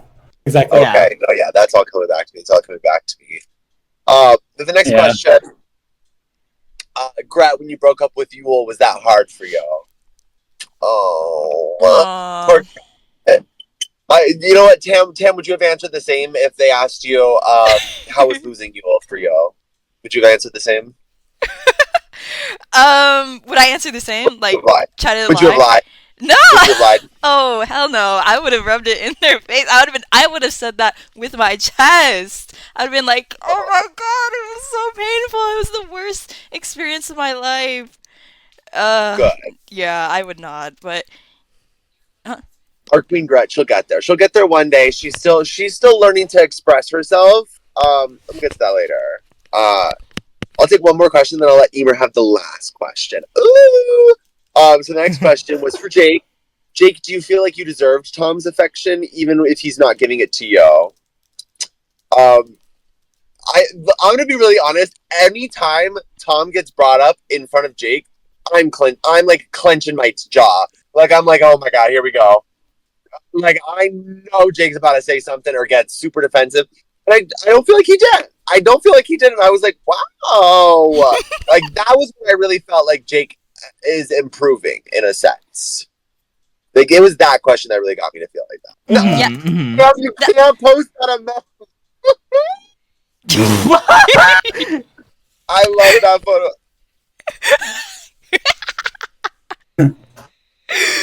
Sorry. Oh my god. Me too. For the last question. All right, then. All right, so Allie's like hyping herself up. She's like, oh, it's just me and Jake? I can beat Jake in my sleep. I can beat him with my hands tied. This is easy as peasy. But then we see the first question, which I remember Allie's like, yeah, Ashley would never condone this after how she was mad at Jake before the vote. She asked to say, Jake, if Ashley were here, do you think she'd be proud of how you're acting? Jake's like so mad because it's like a question close to him because Ashley has been his moral compass during this season. To see it come back now in the most intense moment ever for Jake Spade in this game. He answers as truthfully as he can. And he's like, in the words, all he said is, I do. And that was enough for Allie's confidence to be shattered when she sees the green light. And it was just so glorious. Yeah. Like, Josh and Joy killed that scene. Like, set the moment and like end the challenge so perfectly. The performance is there. So big flowers over there. Because wow, that was so good. Yeah.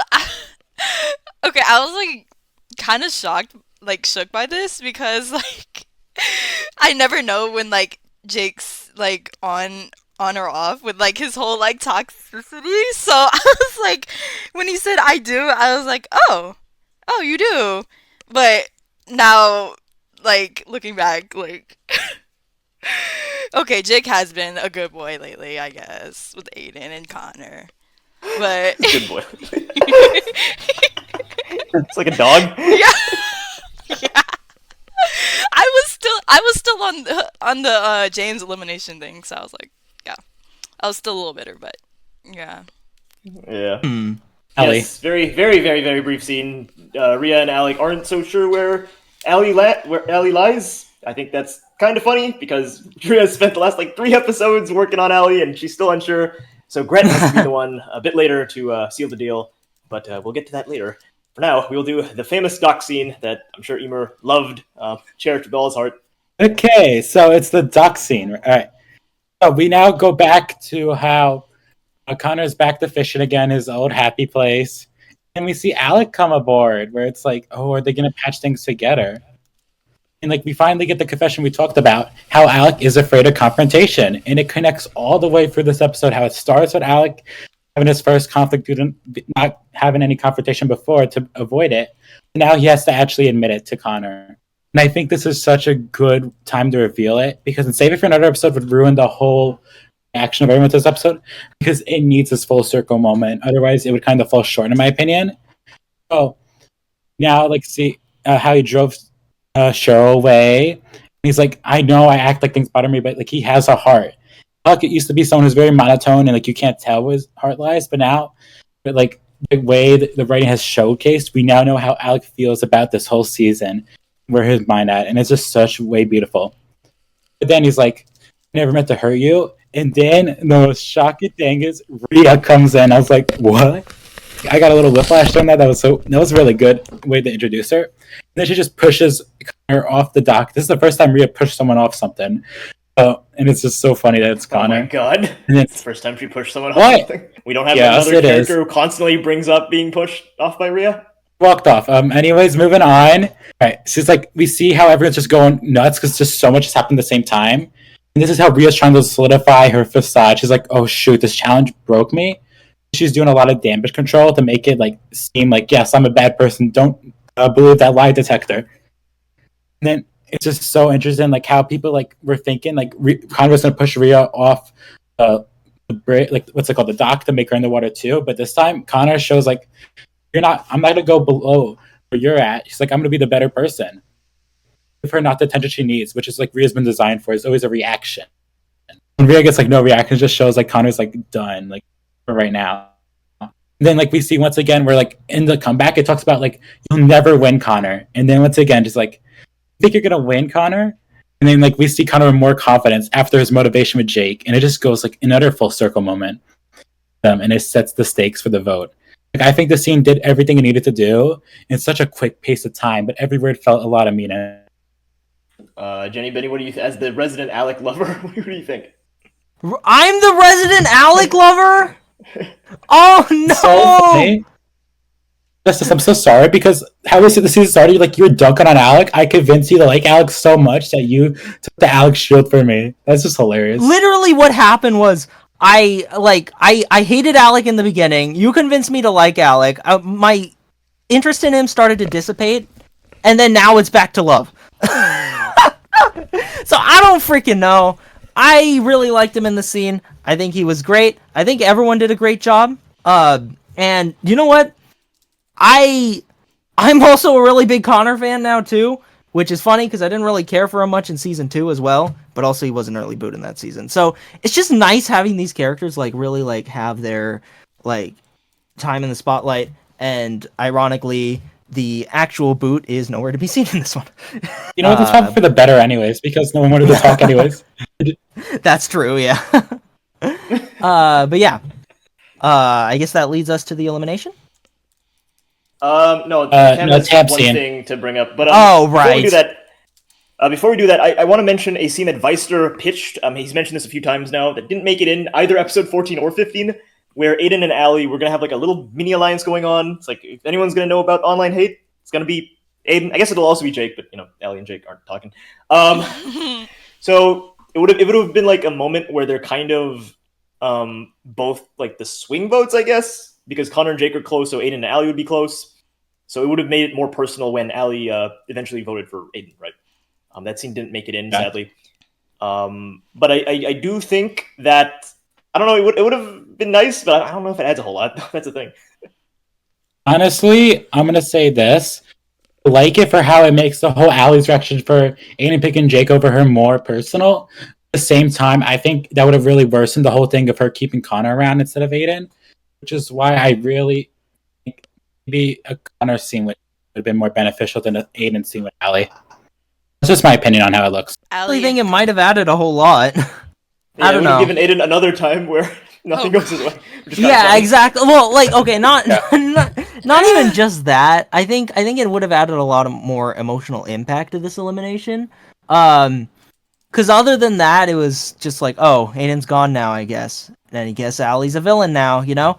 I think it was more so Ali's time rather than Aiden's time, I guess, if that makes sense. I mean, like, we still had, like, the nice conversation between Jake and Aiden at the end, but, you know, I think maybe just a tiny scene would have been fun. I don't know. It would have felt like it's just a fun character interaction idea. I like fun character interactions. This is a good balance, by the way. Usually I don't like it when characters get booted when I feel like they haven't done a whole lot in this episode, but I feel like it was done well here. Where like Aiden doesn't have a whole lot of screen time this episode, but it's a good boot. I still like it. Anyway, Tam, it's your time to shine. The penultimate scene, I believe. Grett and Ali talk. Your two favorites talk yet again. My two favorites. Oh god. I mean, Grett has elevated, but I don't know about Ali. I can't let you win. So this scene was good. This scene like really kind of saved the episode. Well, not this episode is good, but this was good. It was good. So yeah, Grett and Ali, they start to talk about well, Grett approaches her with a game plan in mind.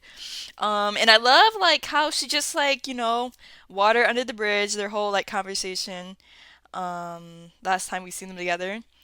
I think that was really good, like just like keeping the ball going and like I'm happy that Grett has finally got her confidence and focus back. She's so straightforward now and right to the point. Like this is like the Grett that was like hiding behind Yule's shadow. Welcome back, Gretchen Clark. Oh my god. But yeah. It really is like a nice scene to see like Grett finally coming into this game again and like taking power again and using Ali was like a great plan. Just using that like whole like she knows that Ali is like feeling very insecure and a way to like break up that whole good hero alliance. Yeah, I like the line that Grett says like the lines are getting faded. Because at this point in the game, you can't really hold on to like that kind of like heroes and villains thing. Like these alliances are crumbling. Like true natures are coming out. People are starting to get like neglected and clinging more to others and stuff. So I like how she just really goes straight to the point about that. And then she says that you and I are in a power position. And then they agree to Grett agrees to vote the way that Ali wants her to do tonight, as long as she repays her the favor down the line. And I thought that was like, it's such a like, this is the girl boss move of the game. Like this is great. Like I never thought it would happen between Grett and Ali, but like once we like, Oh yes, once we establish those like parallels with like the overall theme of this season and where it's going with like fame and all that. I think this is just such a way to like flip the game and like change it up. And I don't know who was expecting this, but I mean, this was just like really unexpected. oh yes. I like how it was tweaked. Again, this was gonna be like Tess's big like maybe not turn to villainy, but like big game move, and now it's Ali, but it's not really even Ali. It's more Grett than Ali, which is great. Yeah. Love that. Exactly. Yeah. Love how it was tweaked. Final 7. Yeah, this was one that we knew about for like maybe a year and a half. We knew that the Final 7 would be so pivotal. Yeah. I'm so happy it finally happened. I know, and it's really interesting to go back to like DC2 because I always thought like Tess would have been more of like the kind of gray morality like kind of person out of like her and Ali, but like going back to like the one little conversation Riya and Ali had in season 2 is just like and then bringing it full circle here and like having her aligned with Ali, I mean with Grett, it's just like wow, Ali. I don't want to say props to you. If you want to know how forgettable Ali is in DC2, she actually had 2 conversations with Riya. 2? Yo. You probably don't remember the second one. I do And not. it's so funny because both combos just have Riya vote the other way Ali tells her to do because Riya's like, thanks for the info, you're not useful anymore. Oh my god. My god. Oh man. But yeah, no, I like Grett and Ali this episode. I thought they were pretty great. Anyway, Yeah. the elimination. So as per tradition, we're gonna read out the votes. Ready? Who we're gonna draw for spots? Who wants to be who? I'll be Connor, I guess. Yeah, I'll be Connor. Tam, it's pretty obvious who you're gonna be. Oh my god. Okay. Thank you. I'm going there. Who wants to be Crystal? Who wants to be Aiden? And who wants to be Riya?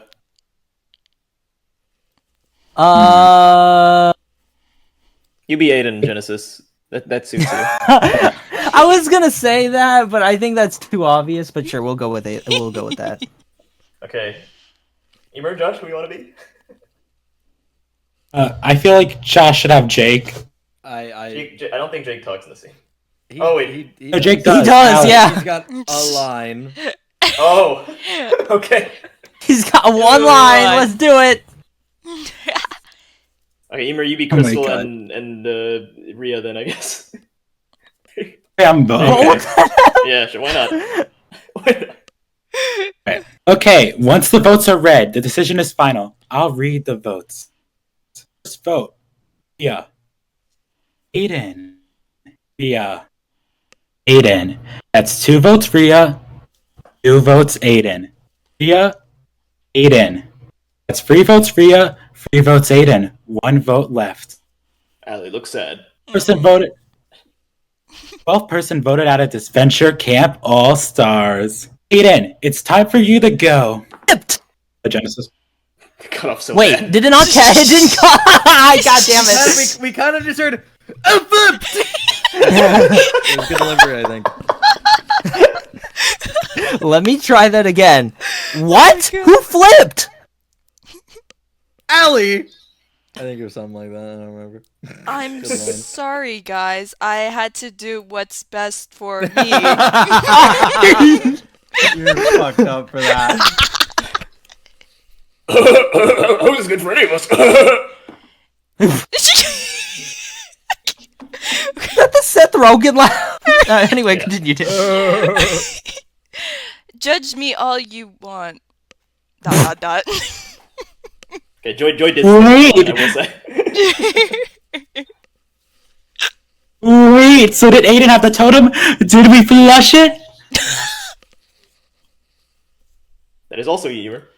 I literally to say. Aiden, did you have the totem? You're out already, so just tell us. Up your ass, Riya. Hey. Whoa. Ah, Whoa. Ass. That was in the script. I mean, you say up yours, what else does it mean? I don't know. Are there other holes that could go up? This, Damn it, let me improv damn it. one word. God damn. But yeah, Aiden Forgive me. goes. Aiden goes. Who cried? I like Jake and Aiden's little scene at the end. Where's the toxic and jealous guy? Yeah. I thought that was kind of funny. Yeah. That was cute. They do a little like slow motion fist bump. I was like, this is so dramatic. This is overly dramatic. Right. But kudos to the animators. But yeah. Yeah, Connor and Aiden shake. It's so weird to think that this they didn't talk at all in their first season. Connor and Aiden, it's interesting. Oh yeah. Hmm. I don't think Connor talked to anyone, coming into the merge other than Riya and Alec. So that's interesting. True. Thought that was cute. and Felt like And a Yuldo. crossover episode. Yeah, and Yuldo, that's right. Don't forget. I thought it was like a crossover episode. I was like, wow, Connor and Aiden are in the same show. Crossover episode. I was like, it's so cool. Is this a is really crossover weird. episode? Yes. We're probably used to it now, but just like 2 years ago, it's like, whoa, Connor and Aiden, I know. weird ass pairing. I'm still They're From on the same season. season. From the same season. yeah. Oh my god. But yeah, no, cute moment. And finally, we have the last scene. Genesis, why don't you take this? Grett, and I like how this scene says a lot without saying much, or like without actually saying anything. But Grett flips off a tree, and then leaves, basically. That's Very eloquently put, I must say.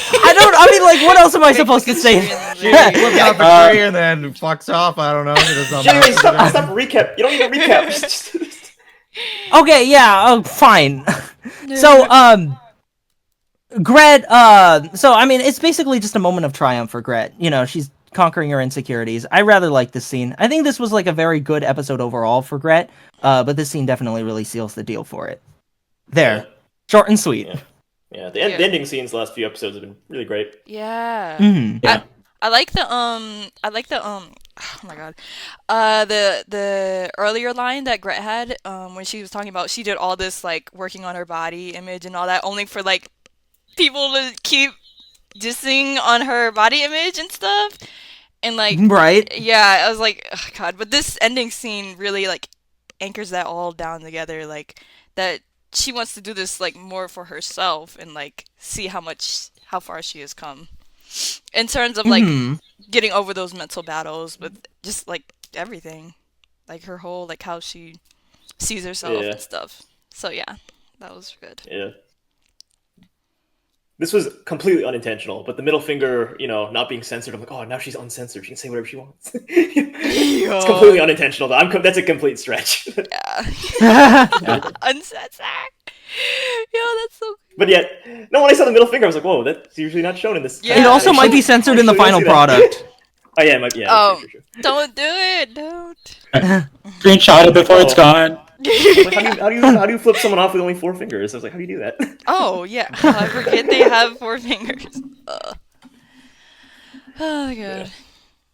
But yeah, that's the end. Now we're gonna go to the final segment of the podcast, the LVP MVP section. Talk about our least favorite and our favorite characters of the episode. Who wants to go first? Marks, you go first.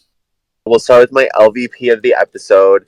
LVP, I really don't know. I feel like a lot of, like, even Allie was depicted as, I feel, the menace of this episode, but I don't think she was necessarily bad. I'm gonna say my LVP has to be, guys, I know this is gonna feel like whiplash, but it's Connor. I know I said I was a Connor stan after last episode. Oh my god. Hear me out. I know, I get it, guys.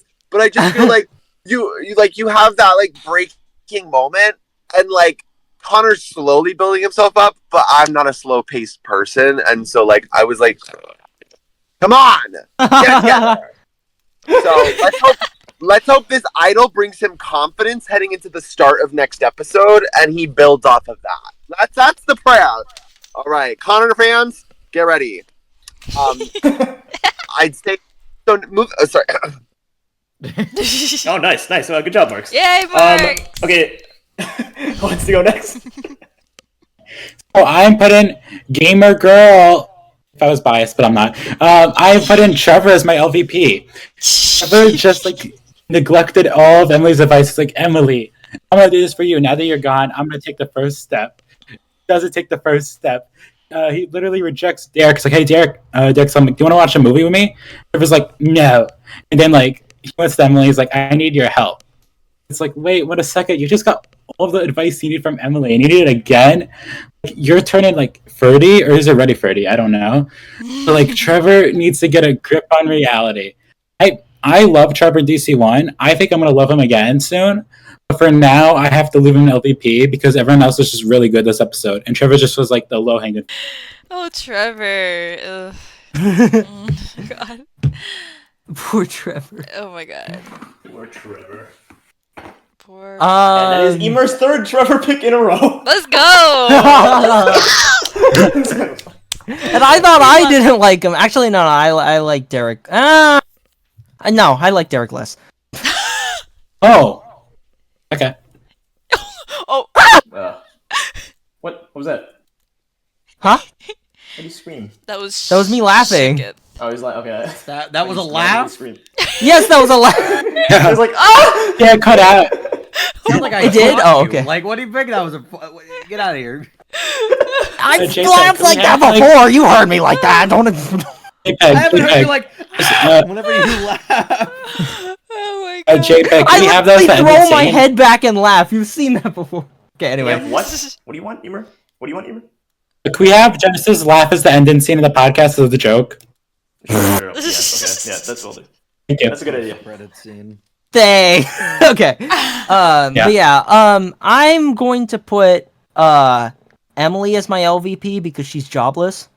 Oh. Oh my god. Okay. Oh gosh. Taking shots at the unemployed. Well, okay. Let me. That was more of a joke. So, I guess on a more real note. No, I don't hate the unemployed people. That was a joke. Okay. I guess it's. I don't want to be obvious and pick Aiden. Screw it. I don't know. I liked Aiden this episode, but I'm gonna pick him as LVP because he very he very clearly took a lot of L's this episode. So I think just like in a more I don't want to say like objective sense, but in a more logical sense, yeah, Aiden's kind of the one. So we'll go with that. Yeah, it makes sense. Oh man, this is like actually rough. Like I'm satisfied with all the contestants. This is actually kind of hard. Same. I'm gonna also have to. It is hard. I'm gonna give it. It's kind of boring, kind of predictable, but I'm gonna give it to Trevor. He's a bit of a weenie this episode, so there we go. Oh my god.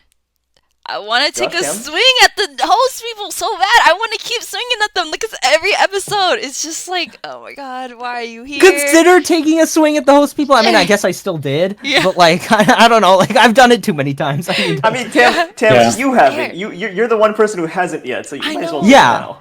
Should I? Okay, yeah, it probably would be better than my original pick. My original pick was Rhea, but like What? she was good. Yeah. I can see it. I can kind of see it. Yeah, it was Dang. kind of more of a personal thing. It's just like, oh my god, girl, like stop. I don't know. She's lying all over the place. I know. I She's understand. just- yeah. Rhea's definitely got like more and more annoying for me. I really miss season 2 Rhea. I'm sorry. I know. Same. See, yeah, you see Yeah. it. Ah! I This is the whole could Grett not season. more. I could not agree with that more. I have such a distaste for All Stars Rhea, and I think she's so much better in DC too. Hey, there we go. Exactly. I'm glad I'm not alone in that. Oh thought yeah, process. yeah. You're definitely not. I really can't handle her, especially now. Yeah, it's just the elements that I found a bit annoying in DC2 dragged Yeah. on for like 15 like plus episodes. Exactly. Like it's all the things I didn't like about Rhea, just Yeah. and none of the good parts. You know. Yeah. So let me tell you all the things I really hate about you. my But yeah, God. sorry. Go on. Go off. You were Yeah. gonna pick Trevor, weren't you? Yeah, I'm gonna pick Trevor because like, boy, God, Nice. get it together, get it together. He is just a whole bunch of mess. Just here for whatever reason. I don't know. But yeah, Trevor. I have All not right. picked Trevor yet. Oh, No, you haven't picked any of the hosts yet. what? Good on you for the resistance. God. Okay. Honestly, I wasn't even thinking about the staff, like, because I knew you guys do this on your podcast, so this is the only thing I like prepped for. Is I was like, okay, yeah, we're gonna have this in advance, and I didn't even think about picking the staff because frankly, I kind of tune out whenever it's just the staff yapping to each other. I really don't like it. I don't know. Listen. All the voice actors who are on there are great. I love Paul, I love Yeah. Steven, like, but holy moly, I don't give a shit about their plot line right now. Like, it's rough. It's rough. I guess if I had to pick a loser of this episode, I'd probably go Trevor. My original gut pick was honestly probably Rhea. I'm probably with Tam, but Yeah. I'm gonna go Trevor. Like, I think Rhea has a good scene, but I just don't like her in general this season, so I'm kind of biased. Yeah. It's either that or Aiden, but I'm gonna go Trevor. Now that I've realized that's an option I can do. Let's go. I don't even think I'm alone in disliking the host plotline. I don't think a lot of I don't know, but it's Yeah. I'm not a fan. And even I'm just not the a fans. fan. Even just the fans. Even the proofreaders hate that plotline. Yeah. Okay, well that's good. Yeah, it's rough. Yeah. Okay, yeah. For MVP, I'm not gonna pick Jake because I am Jake. That seems like cheating. So, God, okay. I'm not gonna pick Connor because he's kind of a bitch. When he doesn't well, what am I wrong? Like, No. he's kind of just he's kind of a whiner, and he needs to shut up. Yeah, even though I do think this is a really good Jake episode, I feel like I have some implicit biases that I should not be picking my own character. Gosh, okay. Pick Jake, you get a second MVP. No, okay. Huh. You know what? Okay, this might be kind of an oddball pick, but I really liked Alec this episode. Yeah. Oh, I respect I that don't choice. consider that an oddball pick. I think that's a good one. Yes. Yeah, I think that's who I'm gonna go with. Okay. I vibe with it. All right, moving on to my MVP. So my MVP for the episode, I feel like it's Grett. I feel like it has to be Grett.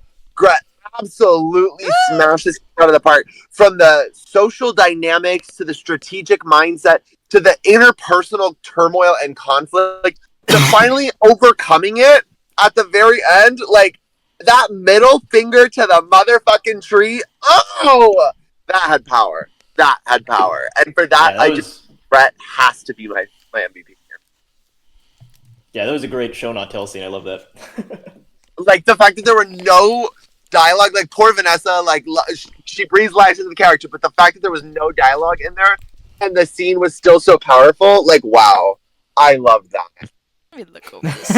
Who else? This is kind of a joke pick that I'm going for. Am I allowed to pick someone who doesn't even appear in the episode? It's kind of... Ooh. What? Okay. No. What? You gotta What? explain your piece. explain. This is my joke pick, but I'm gonna pick Hunter as a joke just because Yo. you look back, you're like, Hunter kind of had a point in the early episodes. Had a point. That's crazy. You look back, you're like, Allie, Allie, what the hell? Stop That's letting this get to you. True. I'm kind of proud of myself for being ahead of time and saying Hunter's in the right, but Ali just knows to express his words better. Yeah, I'm not gonna pick Hunter because he doesn't appear in the episode, but if I could, I would pick Hunter. I'm gonna, and this is just on the basis that y'all are probably gonna pick Grett. I'm gonna pick Jake this episode. I think he was very underrated. I think you can tell he grew a lot. He won immunity for telling the truth. He made amends with Aiden. He slapped Connor when he was being a bit whiny. That was a pretty great Jake episode. That was really great for him. And yeah, no, I mean, Jake's probably my second pick. I assume the three of you are gonna pick Grett, so yeah. I say about Sum and Jpeg. None of you are gonna pick Grett. On that note, I'm going last. Oh no. Are you ready, Tam? Now that Or you Jpeg wanna has wait? said, like, y'all are gonna pick Grett, I I think know- everyone's trying not to pick Grett. I know. Now No, I'm pick Grett. thinking. God, now that you call I us honestly, out. I was not thinking Grett for my MVP Yeah. at all. I briefly had a flash in my brain for my LVP for Grett, but Oh, I Ooh. corrected myself. Yeah, honestly, after talking about this episode on this podcast, I'm like, I don't know. Should I even? I don't. Well, Tam, if you wanna do it, then no one's stopping you. Gang. Gang. No one's stopping you. No, Don't do don't do that. Don't put it in those Come on, subliminals. Tam, No. get the victory royale. Victor. I know play you're the thinking little about it. devil Just on do your it. shoulder. Get it I'm out gonna of play the way, devil get it on your out of shoulder, Tam, Oh. and Alley tell you that you are going. So- You would be picking the MVP for the person that got your boyfriend out. So just saying. Wait. Yo, why did you? the way. Tam, come on. Now I have to. Okay. God. Okay. Okay, skip me, please. I need to rethink this. I'm rethinking my whole life. All right. Wow, 2 skips in one podcast. This is the first. All right. It's okay, though. We can let Tam have her time. Okay, so for 15 episodes straight, I have not put Greta as an MVP. I'll continue not to put her as an MVP. I'm joking. I'm putting her as MVP. Okay. Perfectly fair pick. This episode isn't really much of like a huge episode. It's more of a progression episode to like the next game part of the game. Grett highlights it perfectly. Grett is what I've been craving for in the interactions. She's been like in the game very heavily. She had the villains alliance with Riya and Alec starting this episode. Then went to Ali, made her feel bad for what she said to get her as her duo, and then she got Connor and Jake to take the idol for her. This game, knowledge is power. Now has the knowledge of where can't lie. She's like, yeah, one of them have the idol. And when they reveal having the idol, they say, Grett's actually a trustful person. I can trust Grett. Now she's in the perfect position. She's on this all in one episode. This is like the most reactive player we've ever seen in Disventure Camp history. And it's just insane. You would never expect this back then in DC2. But like, you see how the brain is involved so much. Then it's like, wow. I think Grett just did everything right this episode. And for now, I'm going to leave her as my MVP of this episode. Nice. Nice. Nice. Tam, you're up. Oh my god. Okay. After long, hard thinking, yeah, okay, I'll just do this. I'll mix it up. I'll be bold. I'll say Allie. Allie's my. I knew it! Yeah, gang. You. Can I say something, Tam? That was also gonna be my pick. Really? It was actually gonna be my. Cause okay, hear us out, Yeah, right? Hear us out. Let's go. Do you want to start or should I? You. Okay. Did any of us, did even a Yeah, I'm single one of us, including the proofreaders before they read the script, did even a single one of us predict that Allie would make the final 6? No. No. Not even close. Well, okay, but that's Broske. That's Broske.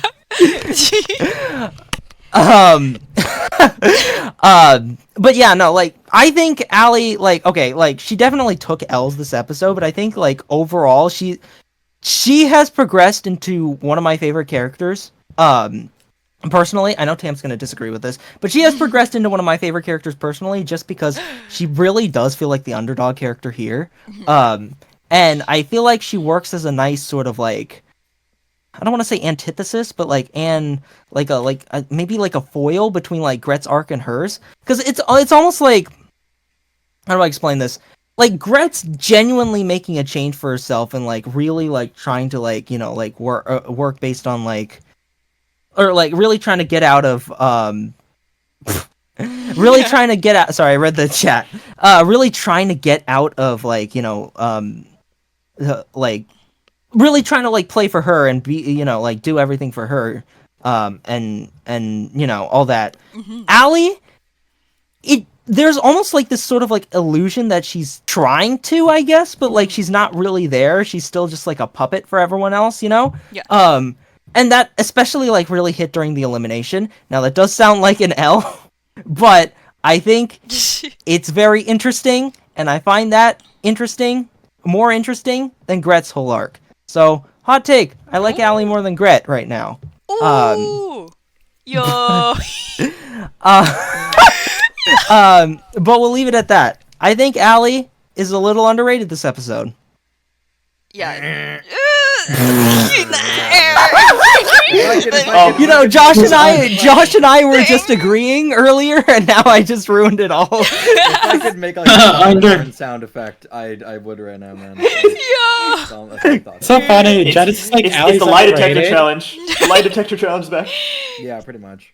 Oh Yeah. my Oh god. man. Yeah. Anybody? What, Emer? So you go, Tam. Oh my god. Oh wait, was Imer gonna say something? Sorry, what were you? I was gonna say, Yeah. I was like, Genesis, how she's underrated? You have like a backup dispatcher. She's like pretty evenly rated. But his left just like No, yeah. okay. Everyone's hating on Allie too much. I like initially I was like, you know, like whenever Jpeg was like, all right, you're being too hard on Allie, I was like, maybe not really. Now I'm like, yeah, I think you guys are being a little too hard on Allie. She's doing great. Yeah. Oh god. I don't think she's gonna win, but Yeah.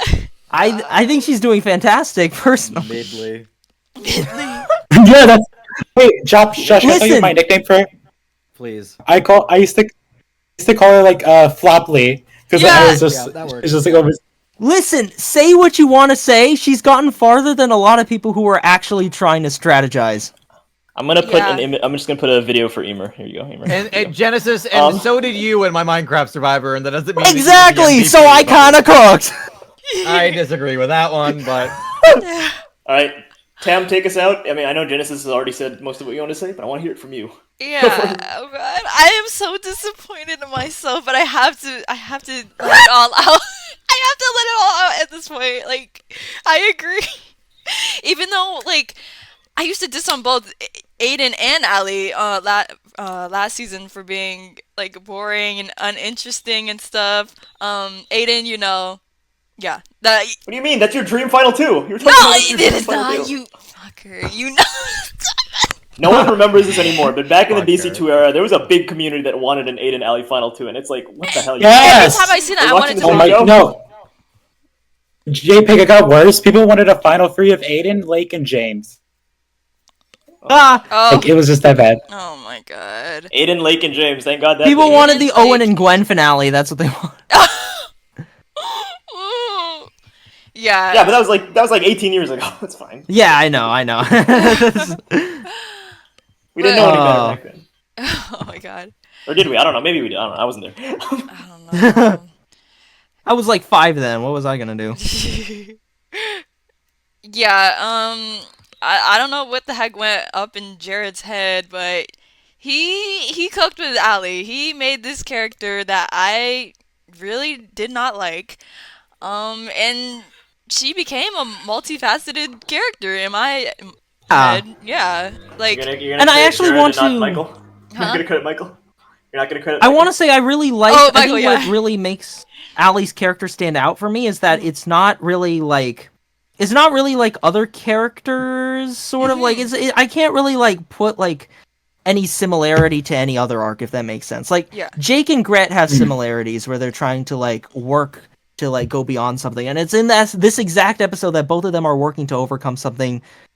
Two different things in a lot of senses, but sort of like but they're still like, you know, in the same episode working through it and succeeding at it. Mm-hmm. I think Allie's is very different from a lot of them. I mean, it shows some similarity to Grett, but I don't think it's like really close at all. And I think it's more so like an opposite direction, if that makes sense. Yeah, I like it. Yeah. Totally. Yeah. But go. Perfectly said. Like I don't know. I just wasn't expecting this to come from Allie, and like this episode was like her power move. Like Grett deserves the credit for like laying that like foundation down and proposing this, but like we actually get to see Allie's like mental battle with this. And like I appreciate her like slow burn underdog story. Like her and Aiden have made it this far. Like Aiden's only purpose is to be a sport character and stuff, but like Allie has proven herself to be like, I don't know. I don't want to say like main character vibes, but like she deserves, like she is deserving of having her story told, and like Sadly. yeah, I know. Yeah. For all the gamer girls out there. Oh god. But AKA you. no, don't even start. God. But yeah. I would like to apologize to Broske for being I for because this is the first episode he's off, and now we're praising Allie. That's true. I planned this in advance. I actually did plan that in advance. Oh really? You monster. You're so bad. Oh my god. But yeah, I think Allie like really changed up a lot of dynamics here, and for her, like out of the Heroes Alliance to do this move, this is like bold. So as in words of James, you're finally thinking about the game. Oh yeah. That is the worst James impression I've ever heard. I know, I was like, what the fuck? You're finally no, I'm not gonna do it. Not typical. But It's okay, yeah. Tam. It's the most endearing. Anyway, that's it. On that note, Imer, take us out. All right, everyone. I hope you enjoyed this episode analysis. There are 6 people left in the game, and there's not many episodes left. It's going to be very interesting to see how the game proceeds and how the characters go forward now. I hope to see you guys all soon and enjoy the newest episodes incoming because I'm excited for sure. All right, bye. Bye. And also, thank you, Josh, for coming on here. Yes. It was lovely. Thank you very much for having me. Yeah. Jabberjaw. I love Jabberjaw. One day I will see the Jabberjaw show. It's a show? Wait. Yeah, think it is. Tim. It's not just some like shark guy. Oh, that's Jabberjaw. Oh my god. It's from Hit Oh, I I'm know this guy. concerned that people who never. I'm concerned people who never heard of Hannah-Barbera. Really? Hey, I heard it was like a Hannah mystery Barbera. show or something, which is It's interesting. not pronounced Yeah, like okay. Hanna Barbara. You fool. What the God. hell, Imer? What is Hannah Barbarian? Barbara. God damn it, Hanna Barbera. Barbera, yes. Okay. Oh, Imer. What was that? oh. What was that?